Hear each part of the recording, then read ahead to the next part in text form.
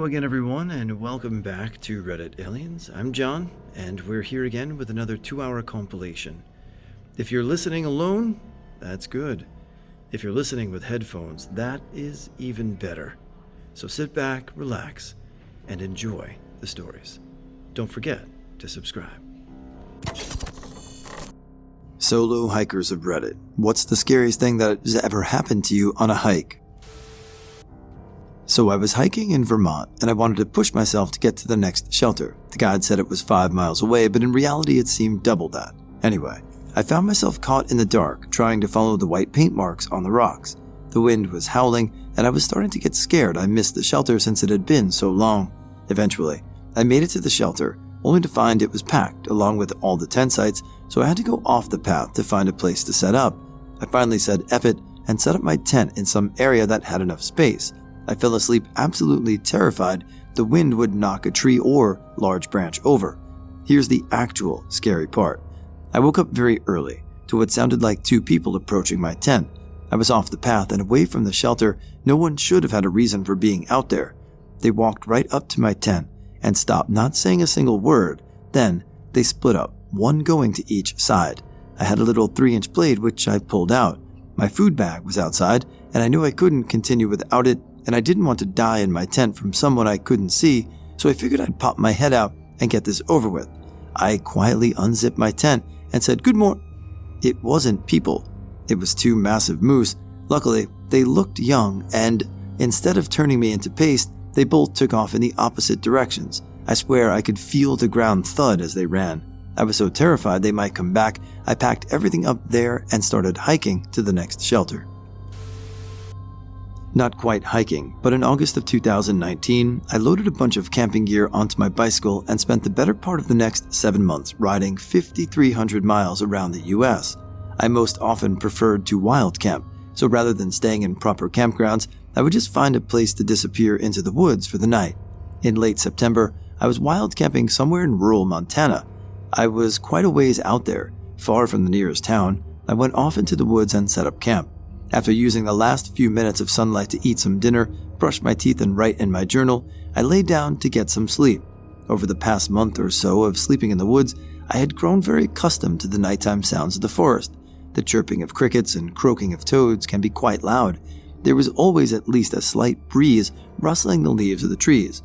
It was always a highlight of my night, though not particularly uncommon, to hear the distant yips and howls of coyotes, and one night I was very excited to hear 2 owls, one on either side of my tent, hooting back and forth. So that one night in Montana, it was quite alarming to be surrounded by a completely silent forest. There was not a single sound to be heard. Even the air was dead still, with no breeze to rustle the dry leaves of autumn still clinging to the trees. And it was honestly terrifying. On that night, there would be occasionally the snapping of a twig or some branch or other such sound that normally would be lost in the other commotion. But that night, there was no background noise to mask the few sounds that did pop up, and so all of those little twig snapping things seemed 100 times louder. On that trip, I slept in some very loud places, like the night I pitched my tent right next to some train tracks that ended up being much more active than I thought. I shared a hostel room with a guy who snored and a bunkmate who talked in his sleep, both in the same night. But the night of absolute silence in the woods of Montana was the worst night of sleep on the entire 179-day trip. It was the loudest silence I've ever heard, and that absolutely terrified me. I was hiking in Colorado on a less traveled trail at the beginning of winter. It was fairly nice when I left my house, roughly 45 degrees. It was supposed to be a 16-mile hike. I had climbed this mountain before, but I wanted to take a different route this time. The normal route is well marked and relatively well traveled. The route I was taking was not.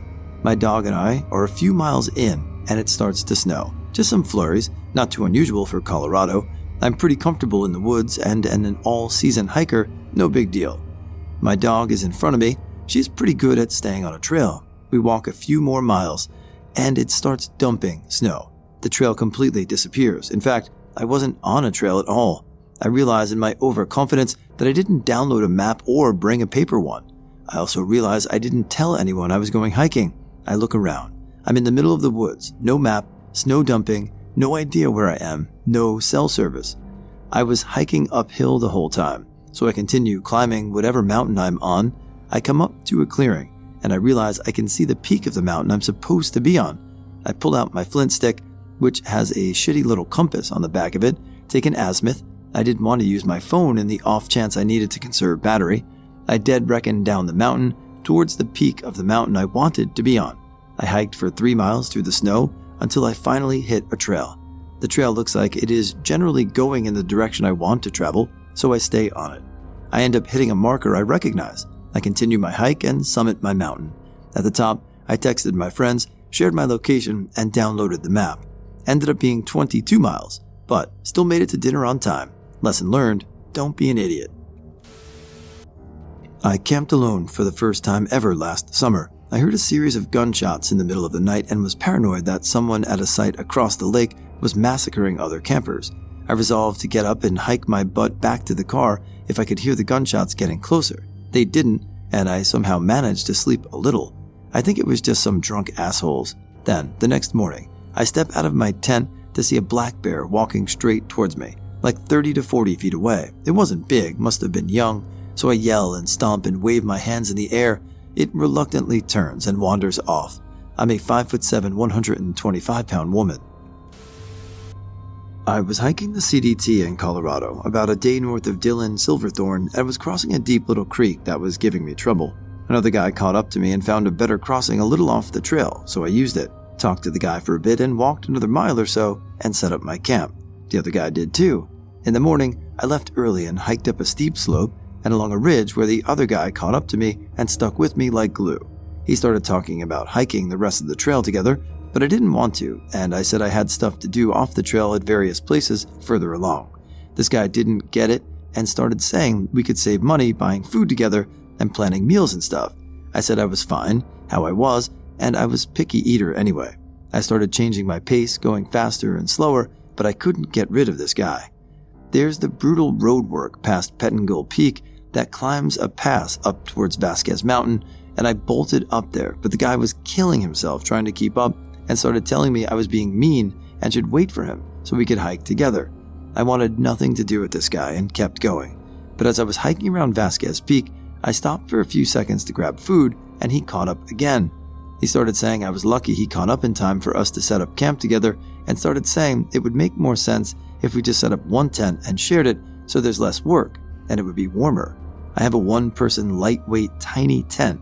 I grabbed my pack and left, went back around Vasquez and straight down the mountainside to a forestry road with this guy following me again. It got dark and hard to see, but I was on the forestry road by then and heading into Winter Park. A few miles before town, there was a forest fire and some forestry crews working on it. They were all back at their camp just off the road, so I went to them and asked if I could put up my tent just behind them in a clearing. A few minutes later, I saw the other guy go past. I was jumpy and a little scared after that and got off the trail in Grand Lake for a few days. Went to Denver and bummed around, got back on the trail and was a little paranoid at first, but didn't see the guy again. And when I asked other hikers if they'd seen him, nobody recognized the description. I'm 6'2" and 200 pounds, but I'll take wild animals over that guy any day. I solo hike a lot for my research. I study trees. I also hike a lot in very remote places that not many people know about. One time, I hiked to a particularly remote site and my field equipment was tossed aside and some stuff I put on the trees were removed and ripped. That was annoying and I thought it was due to a bear, which is common. However, I then found a couple of unopened cans of beer. I laughed it off thinking a colleague was playing a prank. Although it was kind of crappy to have to fix and rearrange some of my setup, nothing was entirely broken or unfixable.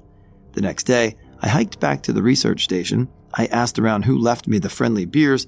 I didn't mention my equipment being messed up because it could have easily been a bear that did that before and maybe my colleagues left some beers to cheer me up. I don't know. But no one was owning up to it and everyone thought the whole situation was odd. I quickly learned that no one had known I'd hiked that spot. No one had bought that kind of beer, and when I brought up the state of my field equipment, that's when everyone started to get concerned. I don't know. Sometimes I think that my colleagues were just playing a prank with a lengthy setup and they were all in it for the long con. But other times, I think this was some sort of message that someone else in the area unaffiliated with the research station knows that I hiked that spot, meaning I'm being watched. and wanted to let me know that they don't care about what we do at the research station and have no qualms about trashing field sites while possibly drunk. It's unsettling to think about what else could have happened and what else could happen in the future. My brother-in-law fit a young girl with an orthotic insert for her shoe, and she was going to do a solo hike as training for a future hike. Brother-in-law said going alone wasn't too safe. She said, "No worries, I'm experienced." A couple days later, she tumbled 1,200 feet to her death. Falling down Sycamore Canyon in Arizona, saw what looked like interesting rocks off trail, decided to walk across a scree slope to take a look. Didn't look that steep, but it was. Rock shifted, foot slipped, and I can fly.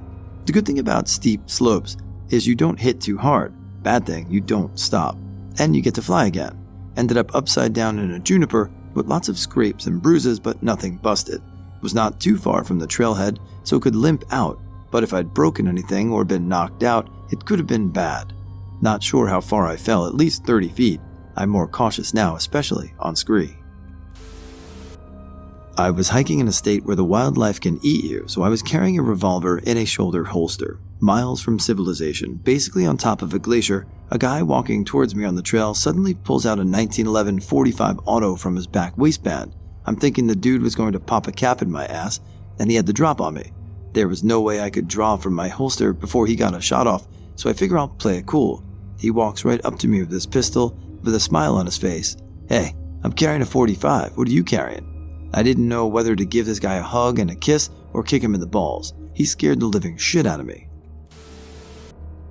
Almost stepped on a rattlesnake on my way down some stairs.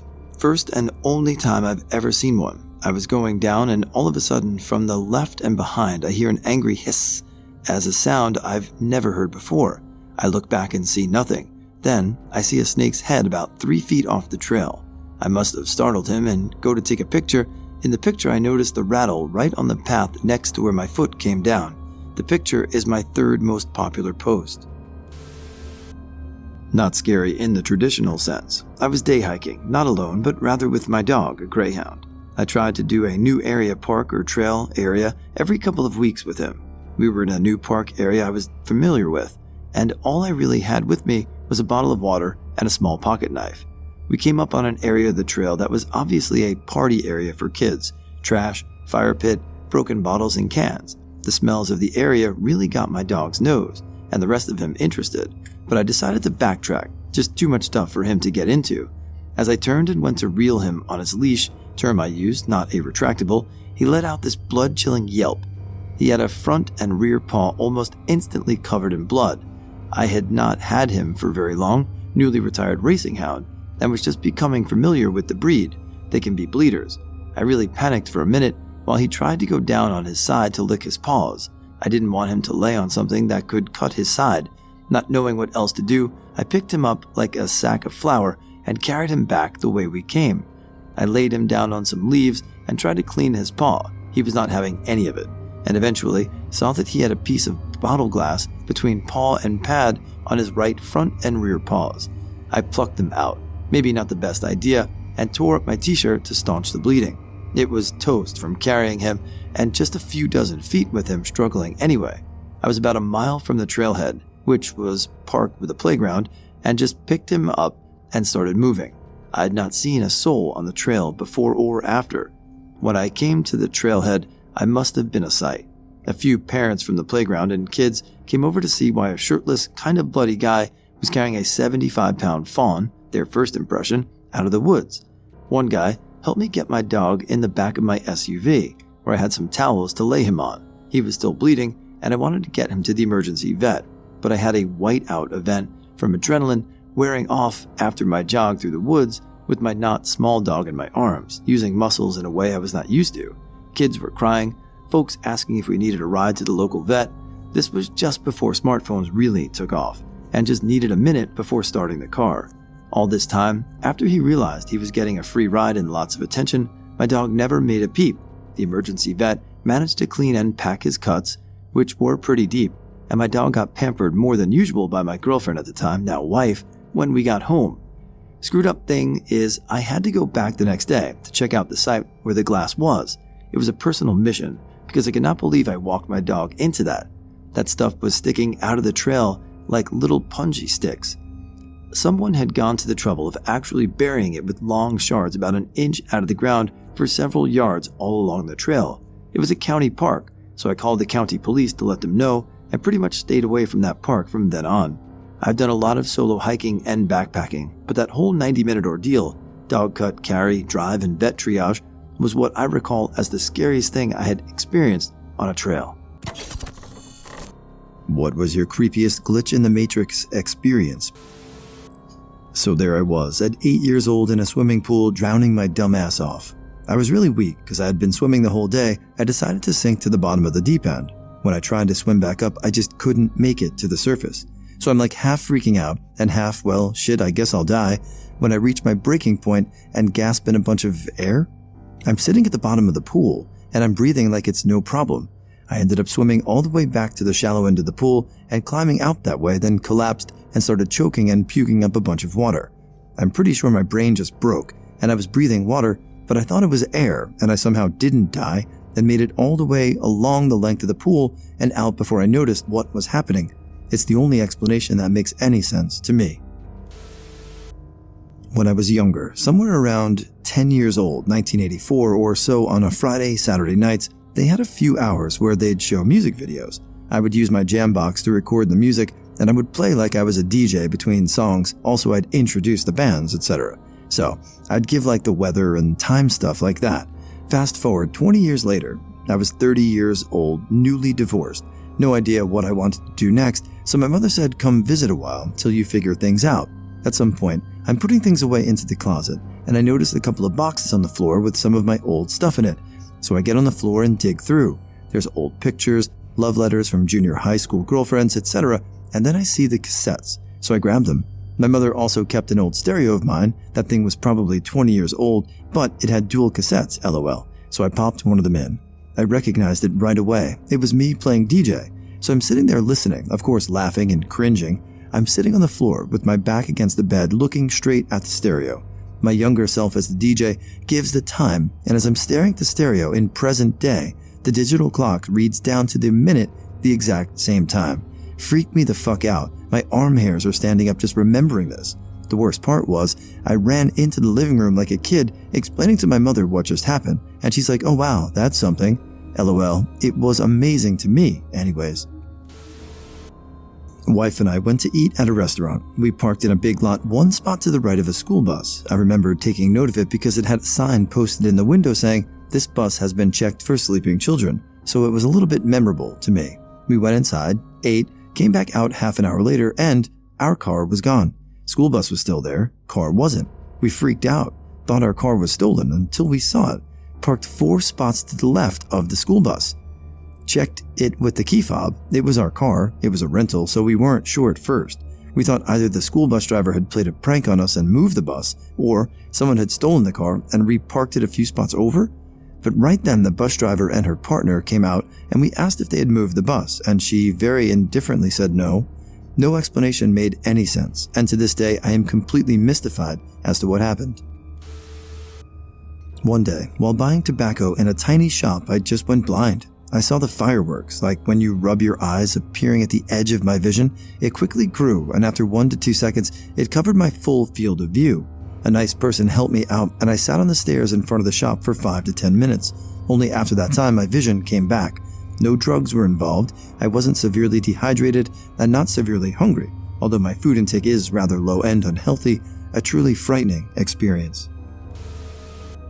I was at my local council building, where you just rock up and wait to be seen. They call numbers in random order, so you never really know when you'll be seen. There were a few rooms off the waiting area, so when I heard my name called loudly, I stood up to look around for the person who called for me. The 2 receptionists gave me very weird looks and asked if I was okay. I apologized, said I thought I'd heard my name, and went to sit down. But just as I sat down, my number was called. The receptionist looked very weirded out, and I hurried off with everyone staring at me. I don't know if it was a glitch in the Matrix or I'm not well. I've had other sorts of experiences, but none as interesting. Apart from one time at my friend's, I was hit with a ridiculously strong smell of baby sick for maybe a second, and then it went. My friend has a baby, so I went to check on him, and just as I walked in, he was violently sick. Either I'm psychic or I make babies ill. I had this dream that I remember perfectly. Got out of the shower, had my hair wrapped in a towel, and grabbed a moisturizer to put on my face. When I looked into the mirror, I saw another woman's face, and I just sigh almost like a drowned scream. The sound of my own voice doing that woke me up. I felt so confused and out of place, I had to run and check myself in the mirror. Still haunts me.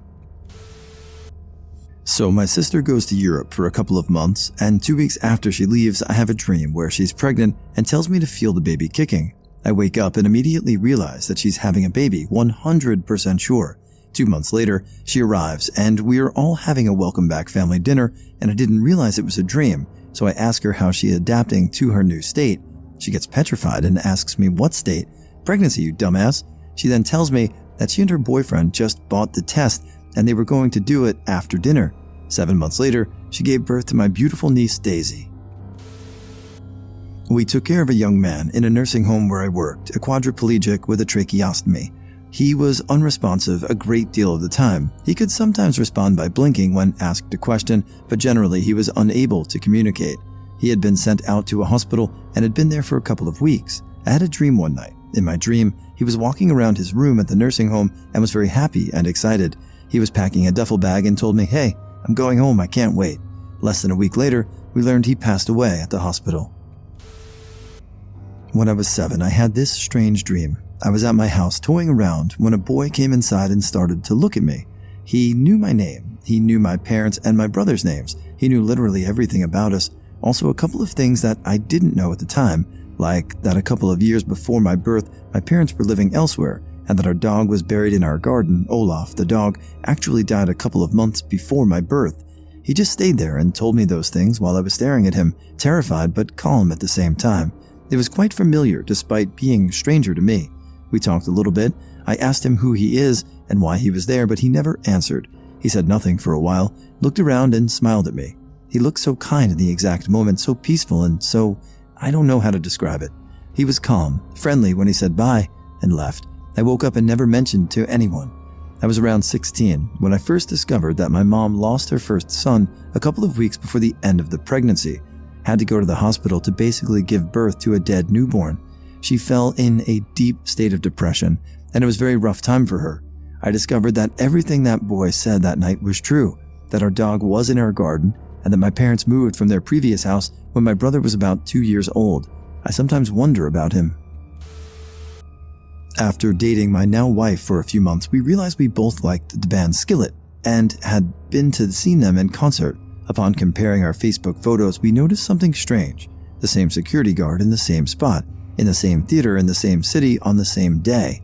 We had apparently both traveled from our separate states to the same concert and stood mere feet from each other 3 years before ever meeting. The camera positions were so close that we scanned for any sign of each other in the photos but couldn't confirm anything in the dark setting. The chances that I would marry a random girl in a crowd at a concert 4 years after being there are astronomical. Met someone online, a stranger meet stranger website where you text each other, talked for a while about something specific. Months later, we meet there again. This time, keep in some contact, but then he blocks me because he wasn't cool with gay people and I wasn't budging. We're both Americans, both interested in lucid dreaming and things of that nature. Several years later, I'm studying abroad in North Africa, and someone from some other study abroad program starts talking to me and my friend at a place we always go to for lunch.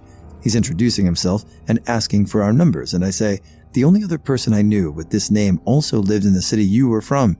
As I saw his funky, cosmic-looking phone keyboard, I then add, but he blocked me because gay wasn't okay. Then this guy looks at me, says no. Turns out it's him. We had some awesome, strange conversations over the next week, but he ultimately blocked me again. Funkiest thing to happen to me. I was like 10 or something, and I was just chilling in the living room and watching some TV. After a time, I noticed the family car pulled up in the driveway, so I thought it was maybe my dad, uncle, or grandpa. So I was just waiting for someone to come out, then my grandpa came downstairs. So I ruled out it wasn't him, it was probably my dad or uncle. After like another 15 minutes, there's still no one coming out of the car. I went outside and the car was completely empty. I could have sworn it just parked, and I would have known if it was towed. Super boring, but last year the remote control went missing and then returned. My husband had been out of town and I'd been watching Netflix one night. When I was done, I put the remote down on the table and went to bed. The next night, the remote was gone. I don't have the best memory, so I figured I'd left it on the couch, or on the entertainment center, or maybe even carried it into the dining room. I looked around pretty well, but couldn't find it and just played video games instead. My husband came home the next day. I told him about the remote and we searched for it together. We really looked, took the cushions off the couch, felt all around the crevices in the back and arms of it, moved the couch to check under it, searched high and low in the other rooms as well. Nada. So we order a new remote and get on with our lives. A few weeks later, we're getting ready to watch some Netflix. We get settled on the couch, and then at the same time, we both pick up remotes from on top of the arms of the couch. Exact same remote. Couldn't tell which one was the original. It wasn't one of us picked it up off the floor or found it stuck down to the couch cushions or anything. We both just grabbed the remotes from next to ourselves on top of the couches. I'm convinced there's a black hole in our living room and the remote fell into it, and then the other dimension finally managed to get it back to us that night. Like I said, pretty mundane stuff, but still weird AF to us. I'm originally from Chicago, but now live in Los Angeles. A year ago, I moved to a new neighborhood into a new apartment. The new apartment was actually very old and had a sense of energy to it that was very noticeable once we got settled. When we first moved in, we could occasionally get mail from the previous tenants. Okay, not uncommon, right? One day, I grabbed the mail and it's all junk mail for previous tenants. I'm sorting through it and one of the names catches my eye, Alexandra P. Not putting full last name for privacy reasons. The name was Eastern European, uncommon for this neighborhood, but very common for Chicago. It was the same name as an old friend from early high school back in Chicago who I used to hang out with a lot 10 plus years ago. The old friend and I used to often talk about the paranormal world, etc., so it felt like a really odd coincidence, and I wanted to dig a little deeper. I happened to still have her phone number, so I decided to reach out and explain the strange piece of mail. Not even 10 seconds after I sent this odd text message, she texted me back, "Do you live in apartment 12? I did." Turns out she blew through town and lived in my exact apartment about a year or so prior to me moving in. What are the fucking odds that I move into my old friend from Chicago, who I haven't seen in years, apartment in a random neighborhood in one of the biggest cities in the country, 2,000 miles away where we first met? It was so weird, but so synchronistic to our relationship. I used to suffer from night terrors, which is when you wake up, or at least think you have, during the night, but you cannot move, literally paralyzed. Sometimes there may be the feeling of an evil presence, too. My girlfriend was asleep one night when this happened to me. She knew it was a regular occurrence for me, and I told her that if she hears me breathing really heavily, all I could do while paralyzed, to check on my eyes were open and, if so, to shake me so that I wake up properly. She heard me breathing heavily, so much that it woke her, and she checked me, saw me looking at her wide-eyed, and shook me awake. As soon as that happened, I saw a flashing image for a brief second of a guy with long blonde hair, blue denim shirt, and white jeans. I can still recall him clearly, pointing a gun at me. I explained this to my girlfriend, and she visibly paled and told me that she had just had a dream about the guy I described holding up a shop she worked in. Seemed I grabbed an image from her dream. I'm a very logical, scientific type of person. I'm not superstitious. I don't believe in things without facts. I cannot explain this, though. When I was around 7 or 8, I was home alone watching cartoons. I heard some noise coming from the kitchen and went to inspect. I found a man in there, dressed in blue jeans and a black hoodie. He was just staring at the countertop. He must have heard me because he turned around quickly, bashing his elbow on the counter. I heard him grunt, and then he disappeared like a light being unplugged. I ran out of the front door to my neighbor's place, hysterical. 20 years later, I was house-sitting for my parents. I heard a loud bang come from the kitchen. When I went in to investigate, I found that the unusually hot weather had caused the fake stone countertop to crack. I heard some rustling behind me and turned around, turned so quickly that I smashed my elbow into the counter, wincing in pain. When I unsquinted my eyes, I opened them to see my younger self, staring with eyes wide and trembling. I watched him bolt from the kitchen, but he disappeared halfway to the front door. I then noticed my reflection in a window, blue jeans and black hoodie. I was about 12, driving my friend's bike down the road. For some reason, I was driving next to the curb into oncoming traffic. I struck something in the road and hit the front brakes and fell over the bike. The last thing I remember was falling into the road in front of a car, and the driver leaning on the horn. Closed my eyes and braced myself for impact. Nothing happened. I was on the other side of the curb on the grass. The bike was still in the road. Family didn't believe me when I told them, Not sure what happened. Solo hikers of Reddit. What's the scariest thing that ever happened to you on a hike? I was hiking through the remnants of a remote, long-abandoned town and the surrounding area. To get to as far into the woods as I was, you had to cross fallen trees over a creek 3 times. I had just crossed the 3rd bridge and was about 5 miles in, and something blue caught my eye just ahead of me. There was a man, in his 60s at least, wearing blue satin pajamas, sitting in a tree. The closer I got to him, the louder he laughed. It wasn't a maniacal laugh, but it set off all the alarms in my head nevertheless. He also wasn't wearing any shoes and looked well groomed and cleaned. I gave him a friendly nod as I passed, and he just kept laughing. Then it stopped. I turned and he was gone. There was no branch cracking, plants rustling, nothing. He was just gone. Still rubs me the wrong way. The area I was in was a pretty rough hike, very secluded. Not very many people venture as deep as I was that day. No idea what was going on there. Well, 60 years of hiking in British Columbia, Canada wilderness taught me that animals hear you and flee. It's the humans that can be odd, but you quickly can tell if they are outdoor type people or not. I hike true wilderness, so usually weirdos don't go to that kind of trouble. They want car access. That said, I've had 2 shifty guys ask me to come over and look in their trunks. Yikes. No thanks. Think I'll just lock my car doors now and be on my way. I was hiking in Newfoundland in a forest near St. John's around the edge of a lake on a dirt path. All of a sudden, I dropped into the dirt, which hadn't changed appearance as far as I was aware. I found myself up to my neck in mud. I couldn't feel the bottom.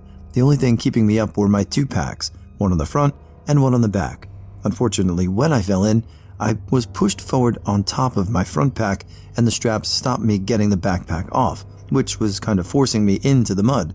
If I leaned back to try to access the strap, I sank. I called for help, but it was totally isolated. I was in there for about an hour, shuffling sideways to try to free myself. It was exhausting. It was also cold, and I think that if I hadn't had my full waterproofs on, I would have been in far worse way. Eventually, I managed to slip one side of my packs off and was able to reach for the plants on the bank and pull myself out. That was pretty scary. Solo, nothing, ever. Not during the day, not at night alone in the middle of nowhere. I mean, not a thing scarier than a possum crawling out of a dead white-tailed deer's ass. With my buddy in northern British Columbia, unknowingly walked up to about 50 yards of a grizzly cub. Thank everything the wind was in our face, because Mom was in the brush. You want to see 2 grown men turn into super ninjas on the spot and disappear? That was the day to see it. I got lost in bushes trying to follow a trail down to a road below me, and it got dark. I ended up climbing all the way back up to the known trail, fighting through shrubs the whole way. I'm hiking back up an entire mountain, itchy and pissed off that I couldn't make it down to the street and take a bus home as planned.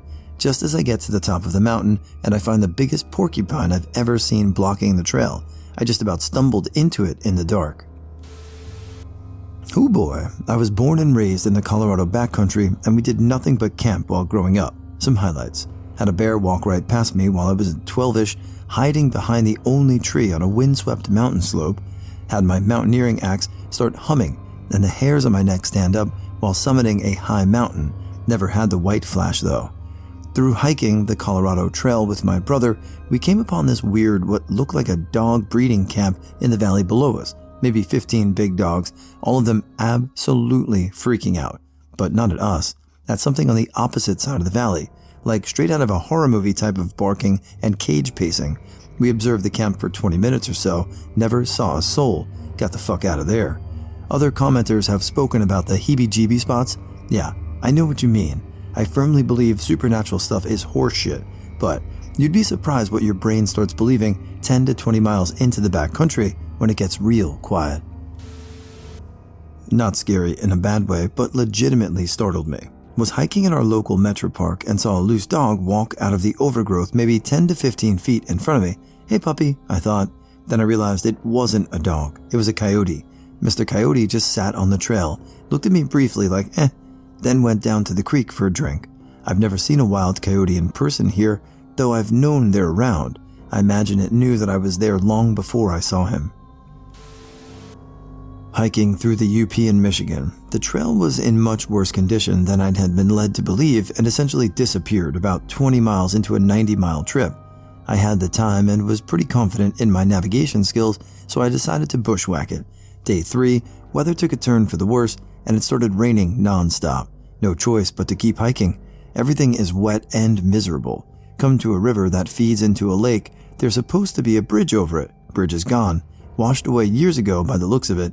My options are to walk around the lake, likely adding another 2 days to the trip, go upriver and try to find a spot I can ford safely, or cross a dam about a mile upriver.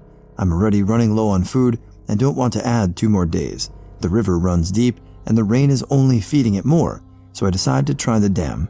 Honestly, a good portion of that decision was me being sick of spending 60 hours and counting in the rain, cutting a trail through the Michigan undergrowth. Not a great state of mind to make good decisions in. Get to the dam. It's an old concrete wall about 8 inches across. It's covered in moss and algae and wet with rain. About 4 inches of running water over it. About halfway across, I lost a foot and went down to my knee and elbows, my body and pack hanging over the edge. Managed to wriggle back to a center position and army crawl through the water the rest of the way across.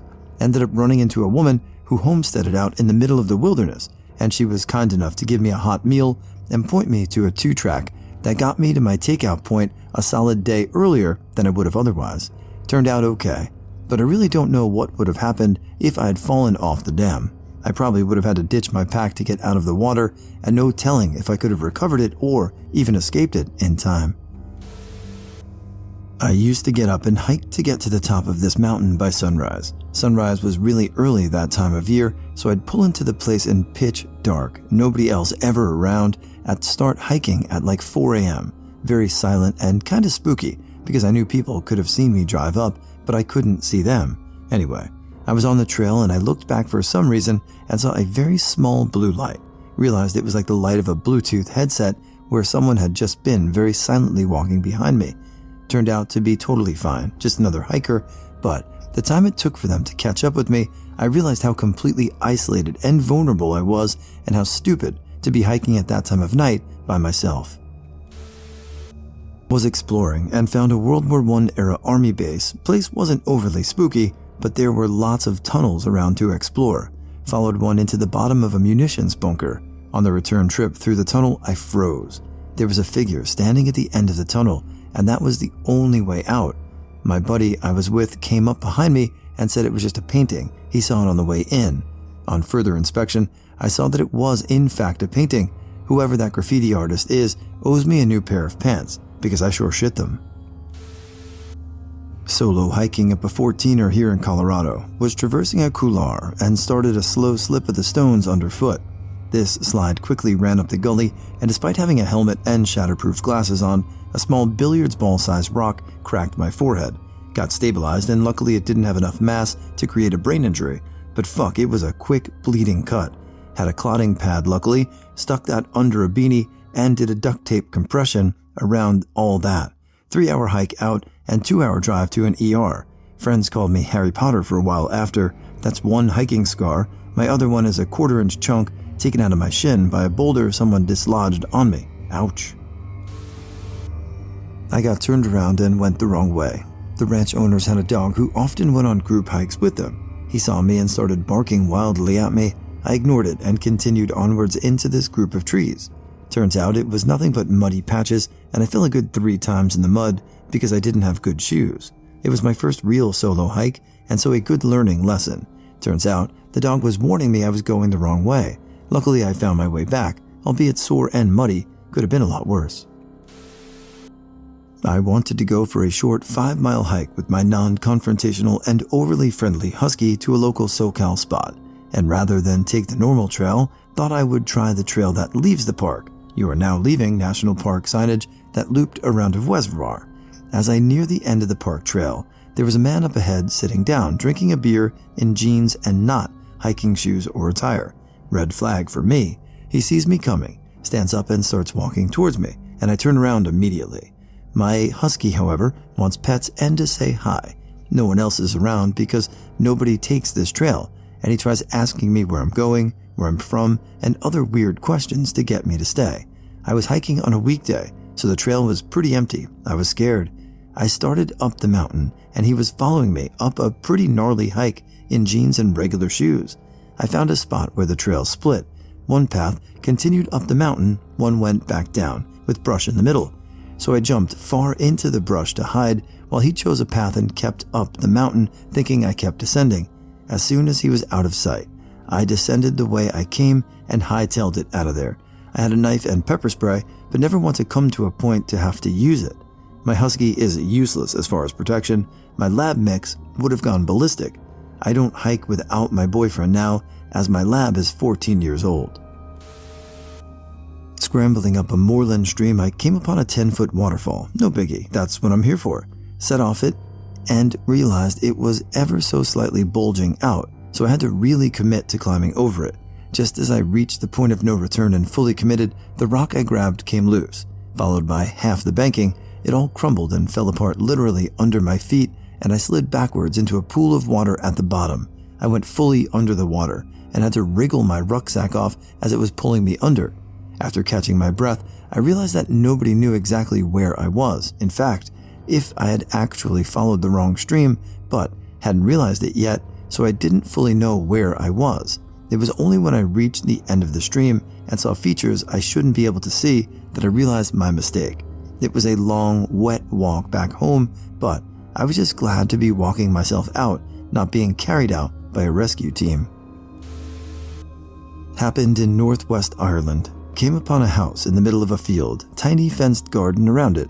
There was 3 large luggage bags opened up in the yard with clothes thrown about and caught in the fence.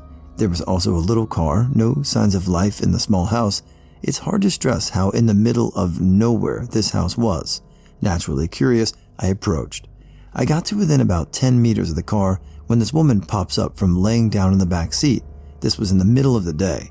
She stared straight at me. No expression on her face at all. She looked seriously ragged, like she'd been on the streets for a year. Dirty and wild hair. I hopped the fuck out and just ran away. The next day, the car was gone, but the clothes stayed behind. I tried to convince my family to call the police, but they didn't bother. I did a 3-day hike, and it rained hard for the first day. I got to the shelter site, and both of my lighters failed. Somehow I managed to get a fire going, but it took a lot of effort after walking 10 miles in the rain. That night, I walked down to the firewood pile that the parks here leave out. As soon as I got down there, it started snowing really hard. I couldn't see the trail anymore, and I couldn't see my own footprints. Then things that saved me was when I turned off my headlamp and I could see the faint glow of my fire off in the distance. That scared me bad. I was alone in the middle of nowhere. I didn't see another human being for 3 days. In the end, it was still one of the best hikes I ever did. I just wish I was more prepared. Coming down from Cucamonga Peak, came around one of the blind turns and saw a couple of rams looking scared as shit. Looked up about 50 more feet above them and saw a mountain lion. Went back around the bend to freak out and plan my escape. I was very tired and had a ton of gear, no lower switchback to slide to, and this was still pretty high up, so the path was only about 2 feet wide with a pretty big drop-off. While planning my escape, I hear a ton of rocks and gravel tumbling down the mountain around the bend. Popped my head around to watch the mountain lion chasing the rams down the mountainside. Started carrying a gun on my hikes after that. Solo, I haven't had any scary experiences, knocks on wood, but with a friend in high school, we were hiking a poorly marked trail in the Mark Twain National Forest in late summer. Missouri in late summer is muggy, buggy, and the vegetation is super overgrown, adding to the difficult trail finding. We were also chatting the whole time and not paying as close attention as we should have been. We slowly realized we had veered off course and were on some kind of game trail. We came out of the woods and into some kind of neighborhood of shanties, kind of like Winter's Bone. I looked at my map and compass and was able to tell where we were and where we needed to go, but my friend had spotted a man mowing his yard with one of those old-fashioned engineless mowers and started toward him to ask for help. I told her we should just head back the way we came, but there was no stopping her. Before I knew it, she tells me he is happy to give us a lift back to the parking lot of the trailhead in the back of his van. By the way, this was in the flip phone era. I tell her, no way are we climbing in some guy's van, but in she climbs. I'm left to think I can let her go alone or get in with her, so I got in. Thankfully, he actually did take us to our car, but I've rarely been that scared for my life. I did tell my friend afterward that can never happen again. Not super scary, but a little spooky. I was doing a solo overnight shakedown in early April on the Arizona Trail. Where many people skipped the section and road walked, I walked the trail. I was completely and utterly alone. I'd forgotten my camp stoves, so I was cold and hungry that night. Frustrated and with low morale, I went into my tent. I was woken up by owls hooting right above me, which was a little spooky sounding but pretty cool. Then I heard the coyotes. They were within a mile from my campsite. They were yipping. Then they started screaming, like literally screaming. The next morning, as I headed back to the trailhead, I saw their paw prints in the snow along with deer prints. They were screaming because they were hunting. It was so creepy, and I never felt so alone. What's a story that you've heard that still gives you chills to this day? When I was in my early teens, my parents used to go out dancing and left me alone on Friday nights. We lived in a rustic, soporific house, surrounded only by a desolate sawmill and a defunct car garage. The closest neighbor was about a mile away. I used this opportunity to throw heavy metal albums in their fantastic stereo and play them at an enormous volume. One evening, I put in Metallica's End Justice for All and went to the restroom in a small corner in the house. Blackened was blaring in the distance, and it seemed as if the floor was shaking. I walked back into the living room and looked at the front door, and I could see the chain on the door pulsating in rapid rhythm. I remember thinking, the bass on this system is incredible. Then, during the middle of the song, the chain stopped moving. When my uncle was 4, he visited his aunt's home for the summer. There were really no kids around that were his age, so he mainly just rode his bike around the neighborhood to amuse himself. One day, he rode a little too far and got lost, but luckily, a car pulled over and told him that it was okay, and he would take him back to his aunt's house. So my uncle loaded his bike in the car and got in. The man started to drive, and my uncle, thinking it was one of his aunt's friends, asked no questions. It wasn't until they turned onto the highway that my uncle started to ask the man where they were going, that his aunt's house wasn't near the highway. The man didn't say anything to him and kept driving, until suddenly he pulled over to the side of the road and seemed to think really hard on something. He then turned the car around and dropped my uncle off at the entrance to the neighborhood. My uncle realized years later that this man had attempted to kidnap him and at the last minute changed his mind. Pretty fucking chilling. The story takes place one July morning in 1982. I was late for my job as a fry cook at a country club on Cape Cod. As I raced my Jeep over back roads in a rural part of town, I came around a tight bend in a heavy morning fog, and there, standing in the middle of the road, was a man, pale and sweaty. He was wearing only a pair of shorts and a backpack. I saw him only for a split second before I swerved and went off the road, but I'll never forget his face. He stared straight ahead, looking me right in the eyes with a wide-eyed, maniacal look on his face. His mouth was open as if he was screaming, but there was no sound. I got out of the Jeep and ran back looking to take a swing at the guy, but he was gone. It wasn't until 10 years later that I saw him again, on TV. His name is Hayden Clark, and he's a serial killer. He's the man I saw that morning in Woods Hole. I have zero doubt about it. You don't forget a face like that. This is a story that happened to my dad several years ago. My family runs and lives on a large farm, and around summer each year we are often forced to work longer hours than normal in order to harvest hay for the livestock in addition to other routine duties. Well, my dad was finishing up one of our neighboring fields and had just a few more bales of hay to go, so he decided to work through the night and be done with it. Around 2 a.m., he finished the last hay bale but noticed it didn't come out properly from the baler. He raised the arm of the tractor up as high as it would go, hitting about 10 feet, to cast light on the bale. He exits the tractor and begins to approach the bale about 7 feet from the tractor's headlights. As he is removing excess twine from the bale, he suddenly can't see. Then the realization of what was happening started to creep into his mind. Something was standing between him and the headlights of the tractor, waiting. He came home several hours later, early in the morning, clearly disheveled. He told me the story, concluding that eventually it decided to leave. My dad said he stood in the newly restored light with his back against the hay bale for the rest of the night, unsure what to do. When the sun began to come up, he circled the tractor and made his way home. He followed that by saying, "I knew almost immediately something wasn't right. My mind wanted to believe that a deer or one of our cows wandered in front of the tractor, but the lights were 12 feet high."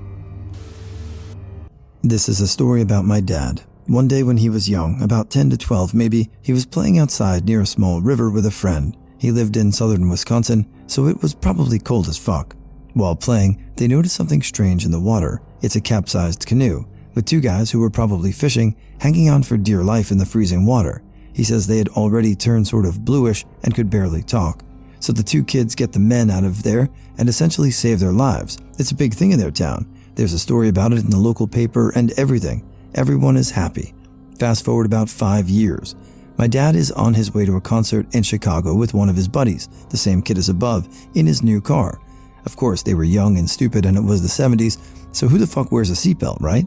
Well, as they were driving past some bar, where there was some pretty big party going on, a mobile home comes flying out of the parking lot onto the street. The driver obviously didn't look at all and was probably drunk. My dad crashes his car head-on into this trailer and totals his car. The fact that they weren't wearing seatbelts saved their lives. The bottom half of the car was crushed. The crash propelled them forward and upward. Luckily, nothing happens to him or his friend, not a scratch, only shock. Just as they get out of the car and try to catch their breath, the propane tank on the trailer explodes and the whole thing catches on fire. Stumbling out of the trailer come two guys in flames, screaming and moaning, skin bubbling. They die right there on the spot in front of everyone. People from the bar had gathered round. Turns out these two guys were the exact same fishermen he and his friend saved 5 years ago. This is all true, by the way. I didn't believe him at first, but he showed me the articles in the paper and his parents confirmed. I know I'm late to the party, but here goes. I took genocide as a class in my senior year of high school. We were lucky enough at the end to have a bunch of Holocaust survivors come and speak to us. One story stood out in particular. A man told us of how his life was saved by another prisoner. He was ruffling through some garbage to try and find something edible when a guard caught him. The guard forced him to kneel, and he remembers the cold feeling of the guard's pistol poking the back of his neck. All of a sudden, a thick fog rolls in out of nowhere. The guard is distracted for a moment, and then the man heard a loud clang and rapid footsteps. The fog cleared as quickly as it came, and the man saw a bloody shovel on the ground while another prisoner was running away at full speed. He then told us how he is broken and will never be whole until he sees the man again and thanks him. Fast forward 3 stories. A man comes in and tells of all about a night when he went to go rummage through some garbage to find something edible. He sees another man doing the same in the distance and then sees him being found out by a guard and almost executed. He was afraid, but when a thick fog rolled in, he saw a shovel near him and knew it was his only chance. He hit the guard on the head and ran back to his bunk without any spoils to hide. He then laments how he never saw the man again. Needless to say, we all freaked out and started screaming that the man he had saved spoke only 30 minutes ago. The two men were brought together after nearly 70 years and break down crying while sharing a long embrace.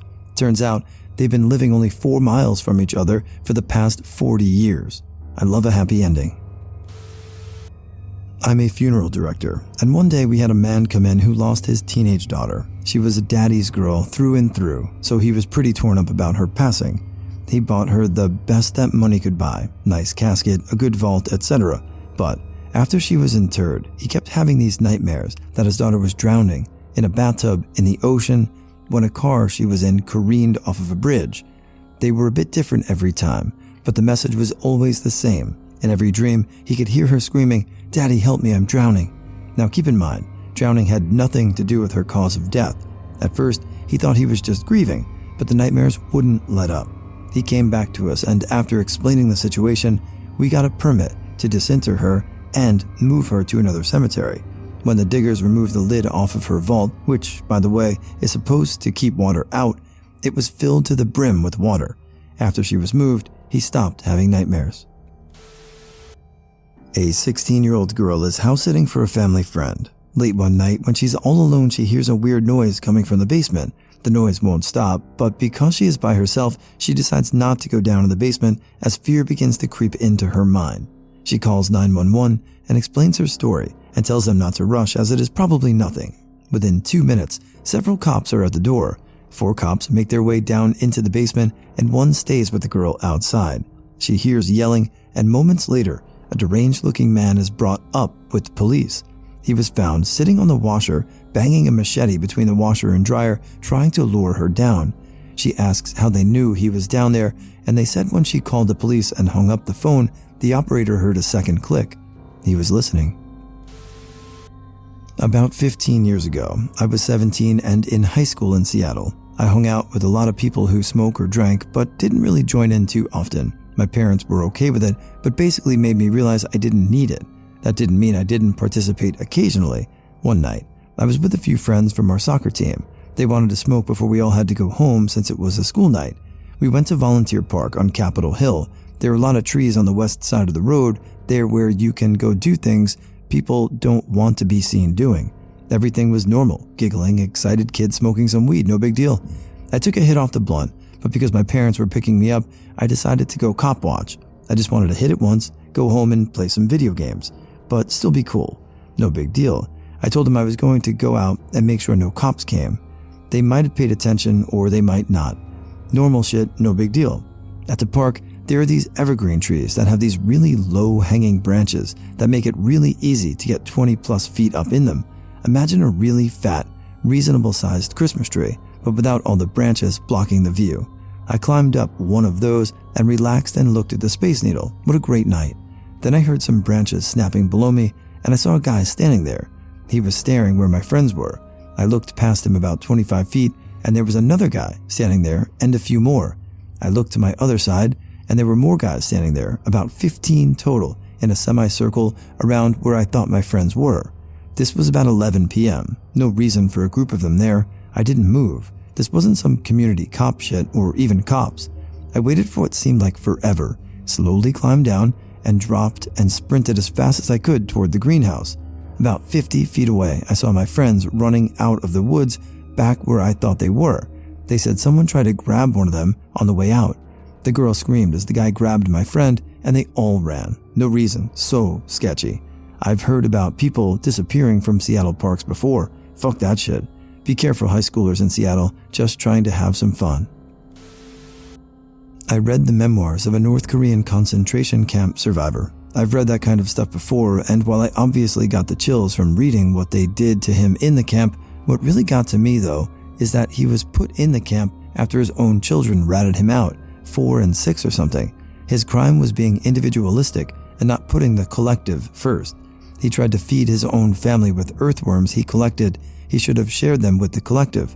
The level of indoctrination in those children is what really got me. To rat out your own father to the government for trying to save your life, that, in my opinion, is the height of a sick society. This may get buried, but for the brave souls sorting by new. A friend of mine lived on Long Island about 2001. I want to say Brentwood. Anyways, it doesn't matter. I lived in California back then and still do. I knew one woman who died on September 11th, a flight attendant on the plane that crashed in Pennsylvania, but that was it. And I only barely knew her. I figured as a New Yorker, almost my friend probably knew more folk, or at least had a story about September 11th. I guess I had asked out of a sort of morbid fascination. September 11th always seemed like a movie, even when it was happening. In my mind, it was happening on CNN, not in a real place where people lived. So when I asked, I suppose I was hoping for a story of collapsing buildings, running and panicking, and I could say, oh my God, that sounds horrible, but secretly think it would be so cool to have been on the ground that day. How exciting. What she said wasn't exciting at all. She told me she didn't know anybody personally who had died that day, and that she hadn't been in Manhattan, and so on and so on. But what she did say is that she went to the train station every day very early for work, far earlier than most people do, and she noticed that before September 11th, there had almost never been any cars in the lot when she arrived, but afterwards, there were always 6 or 7 cars. The same cars. They never moved, and every day, they got more and more tickets and chalk marks on the tire, until eventually, the meter maids figured out whose those cars belonged to and realized they would never return to them. Somehow, this story of hers got to me more than any of the footage or the jumping man or any of that did. It all seemed so exciting and unreal on the TV. And then here was this story without any excitement, without any screams or running or collapsing buildings or tales of heroism. Just a few cars sitting in a parking lot as silent testimonies to people who would never drive them again because they had been murdered. Suddenly, it didn't seem so exciting anymore. The neighborhood that I grew up in was on the outskirts of Oklahoma City. My grandparents had built the house that we lived in, and it was a kind of place that we knew all of the neighbors. We were never afraid to ride our bikes everywhere, and everyone looked out for one another. About 3 doors down from where I lived, there was a house that we called the Murder House. Before I was born, the man that lived there was brutally murdered, and his girlfriend was horrifically raped. The murder weapon was recovered in the backyard of ours across the street neighbors, and it was a machete from a neighborhood greenhouse. The murder was always thought to be because of a drug deal gone bad. The case remained cold for a long time, and the house sat abandoned for as long as I could remember. When I was growing up in my house, my bedroom windows faced our street. Sleeping in the room from the ages 4 to 11, I would always wake up in the middle of the night after having really spooky dreams. I always had the feeling that I was being watched, and being that young, I never understood exactly why I felt that way. Quietly one day, my parents installed blackout shutters in my room, and I never asked why. We moved away from that house when I was 11, and shortly after we moved, someone bought the murder house, fixed it up, and the events that happened there were just a distant memory. Flash forward to 2 years ago, now 26, I was sitting in bed one night watching Cold Case Files on A&E. I picked up the episode in the middle of the story, but something about it seemed really familiar. Suddenly, the water tower of my hometown flashed on the screen, and an image of that infamous house came up as Bill Curtis started to describe the crime that had taken place there. Come to find out, the murder had been solved. The murderer wasn't a drug fiend as originally was suggested. He was a peeping Tom that had been terrorizing my neighborhood for nearly 20 years. He had peeked into the windows of that house on the evening of the murder, seen the man's girlfriend, and set about attacking her. Her boyfriend, hearing the commotion, came to her defense and was slaughtered in that house. The peeping Tom escaped and continued to look in windows of the other houses for years. The memories of waking up in the middle of the night and the feeling of being watched had been very real, but nobody could catch him. The blackout shutters on my bedroom windows were placed so that he could not look into my room at night. The man was finally caught because of a peeping Tom complaint filed by a woman about 3 blocks away from my old home. The man was notorious for not wearing shoes, and it was the imprint of his bare foot in her garden that was matched to a bare footprint at the crime scene. I still get the creeps thinking about that. TLDR. Brutal murder committed in house down the street became a cold case. Murder was peeping Tom that looked in our windows for 20 years. What's a story that you've heard that still gives you chills to this day? Part 2. My friend told me about something that happened to her when she was younger, about 8 or 9. She was walking home from school and got her key out to let herself into the house. Her single mom worked and came home later on weekdays. As she reached up to put her key in the door, her mom opened it, in a dressing gown, having left home sick. Instead of greeting her, she looked straight past my friend and immediately said, "Who are you?"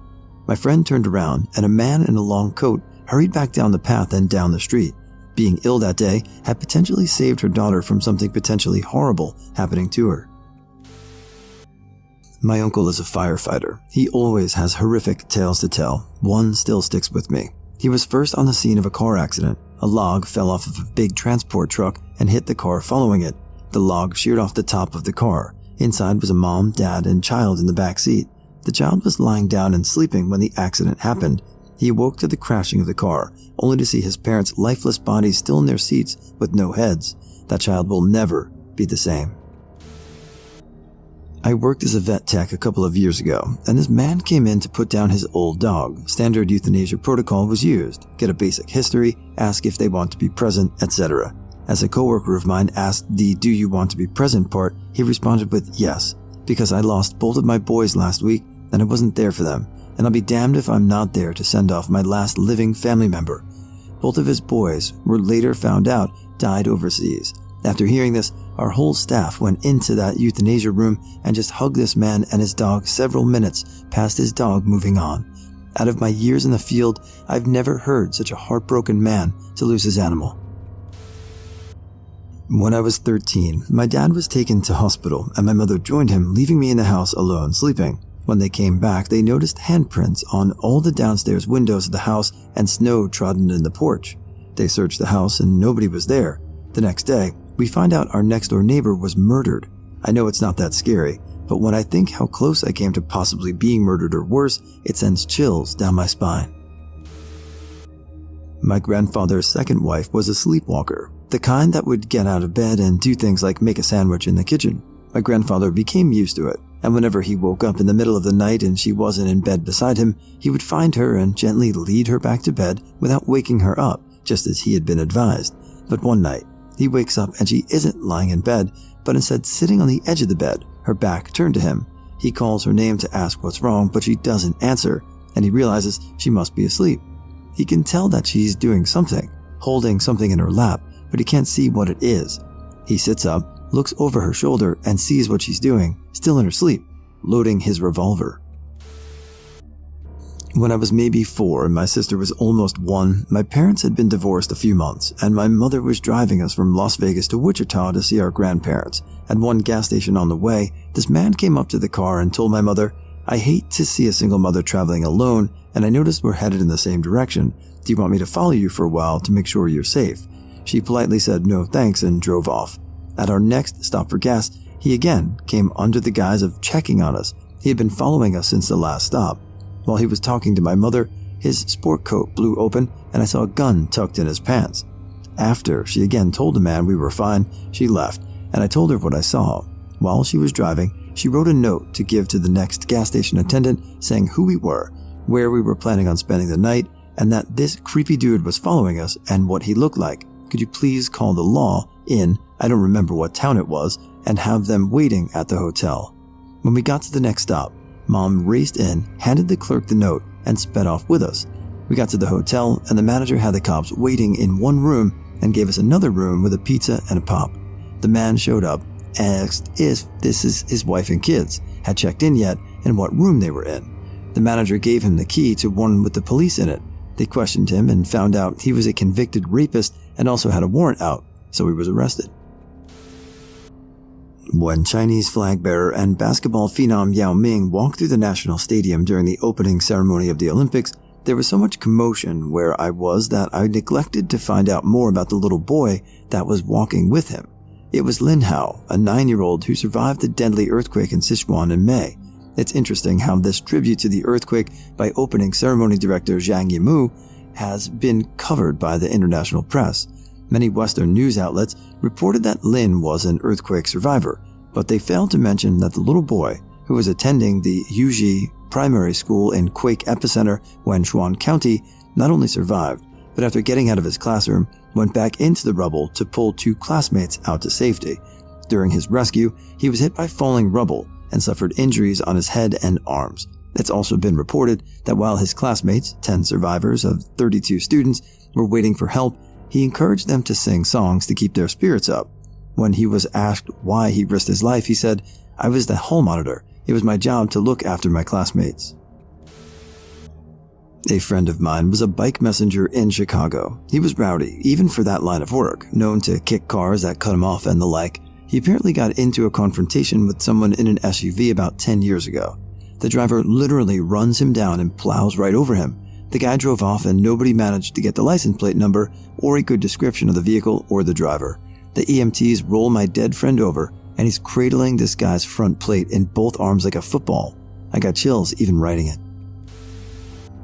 When I was in elementary school, a student at my school was involved in a triple homicide-suicide. His father murdered his mother, his brother, then him, then finally himself. For a while after that, I imagined being in that house during that event. It happened in the middle of the night while they were sleeping, according to the news story, but I know that after the first murder, everyone in that house was awake. Everyone you knew and spent your entire life with is being killed all around you by someone you looked up to, and you have nowhere to go. It's extremely terrifying to me. That child was like 10 or 11, very sad. What makes it worse is that in high school, the exact same scenario happened again in my city. I don't think the child was at my school, but the house it happened in was within a mile from my house. Pretty crazy stuff. My grandma during World War II used to steal potatoes and coal from Nazis for her family. She was young, between 12 and 16, I'm not sure. One day, she noticed a few men standing near a fence, but paid them no mind since she had just stolen coal and potatoes. This happened for a few weeks, her taking the same route, and she noticed the men getting frail and weak, so she snuck back later that evening and gave them some food, and continued to for a while, ended up saving their lives, and that is how my grandmother met my grandfather, who was a Russian soldier being held prisoner. Camp was possibly Brindonk, but I'm not sure. She passed a few years ago, so I can't ask. On a side note, on her deathbed, the priest asked my grandma what she wanted to be known as, and she said a thief because of this story. My mom was a city housing manager. I remember her telling me about a little boy who had peed his pants at Chuck E. Cheese. His parents had taken him home, gave him a bath, and while his mother scrubbed him raw, his father kept turning the water hotter and hotter. The poor boy was burned and scarred all over his body. I believe he was 4 at the time. I've heard many horrible stories in my lifetime, but this one still makes me shudder. 2 years ago, in 6 days, I was in a car wreck and almost died. I was driving home late at night, fell asleep at the wheel and slammed into a tree on my driver's side front door. I have no memory of what happened for the next couple of days, but I woke up in the ICU, strapped to a bed with a respirator and feeding tube in me. I had broken bones in my skull, my collarbone, collapsed both lungs, and ruptured my diaphragm. Every doctor I have seen since then looks at me in shock and tells me I shouldn't be here. The chilling part of the story is how I was found. Some neighbors of mine were driving home late from dropping their daughter off at a bus that she was taking to camp where she was a counselor. The bus left late. It was delayed because another couple of counselors were an hour and a half late. One of them was my best friend from elementary school. After they finally dropped their daughter off, they headed home and were driving down a secluded road near our neighborhood. The wife saw a car parked on the wrong side of the road, but couldn't tell that there was any damage because it was dark and on the opposite side of the car. They kept driving until she thought she heard honking and convinced her husband to turn around. I was unconscious, the car was dead, and the horn was found to not be working later. They didn't know it was me until 2 days later. They saved my life. When I was a Boy Scout, I got the filmmaking merit badge while at winter camp one year. In order to earn it, you have to complete a short film, no matter how terrible. It's luck of the draw, naturally, when it comes to who is in your merit badge class. But since we were all in the woods, we decided a slasher flick would be a lot of fun. We wrote a script where a masked killer goes around stabbing people at a Boy Scout camp. We weren't, creative geniuses or anything. There was this kid named Paul in the group who was pretty cool, got along great with everyone. He was one of those guys who was just naturally likable, but we unanimously voted to make him play the killer because he had this really creepy Peter Lorre eye thing going on. He did great, fake stabbing a bunch of victims and being menacing enough for a movie produced by a 12 and 13-year-olds. We edited the thing, buckets of fake blood, bad acting and all, and I forgot about it completely until 6 years later when I was a freshman at college and recognized Paul walking between buildings. I jogged over. We made small talk about each other's spring break plans since it was a week away, and that was that. Not like we'd keep in touch or anything. Fast forward a week, and I'm back home watching the news when I see a report about a young man who's killed his mother, father, and 2 family dogs, and then lit their house on fire over the break.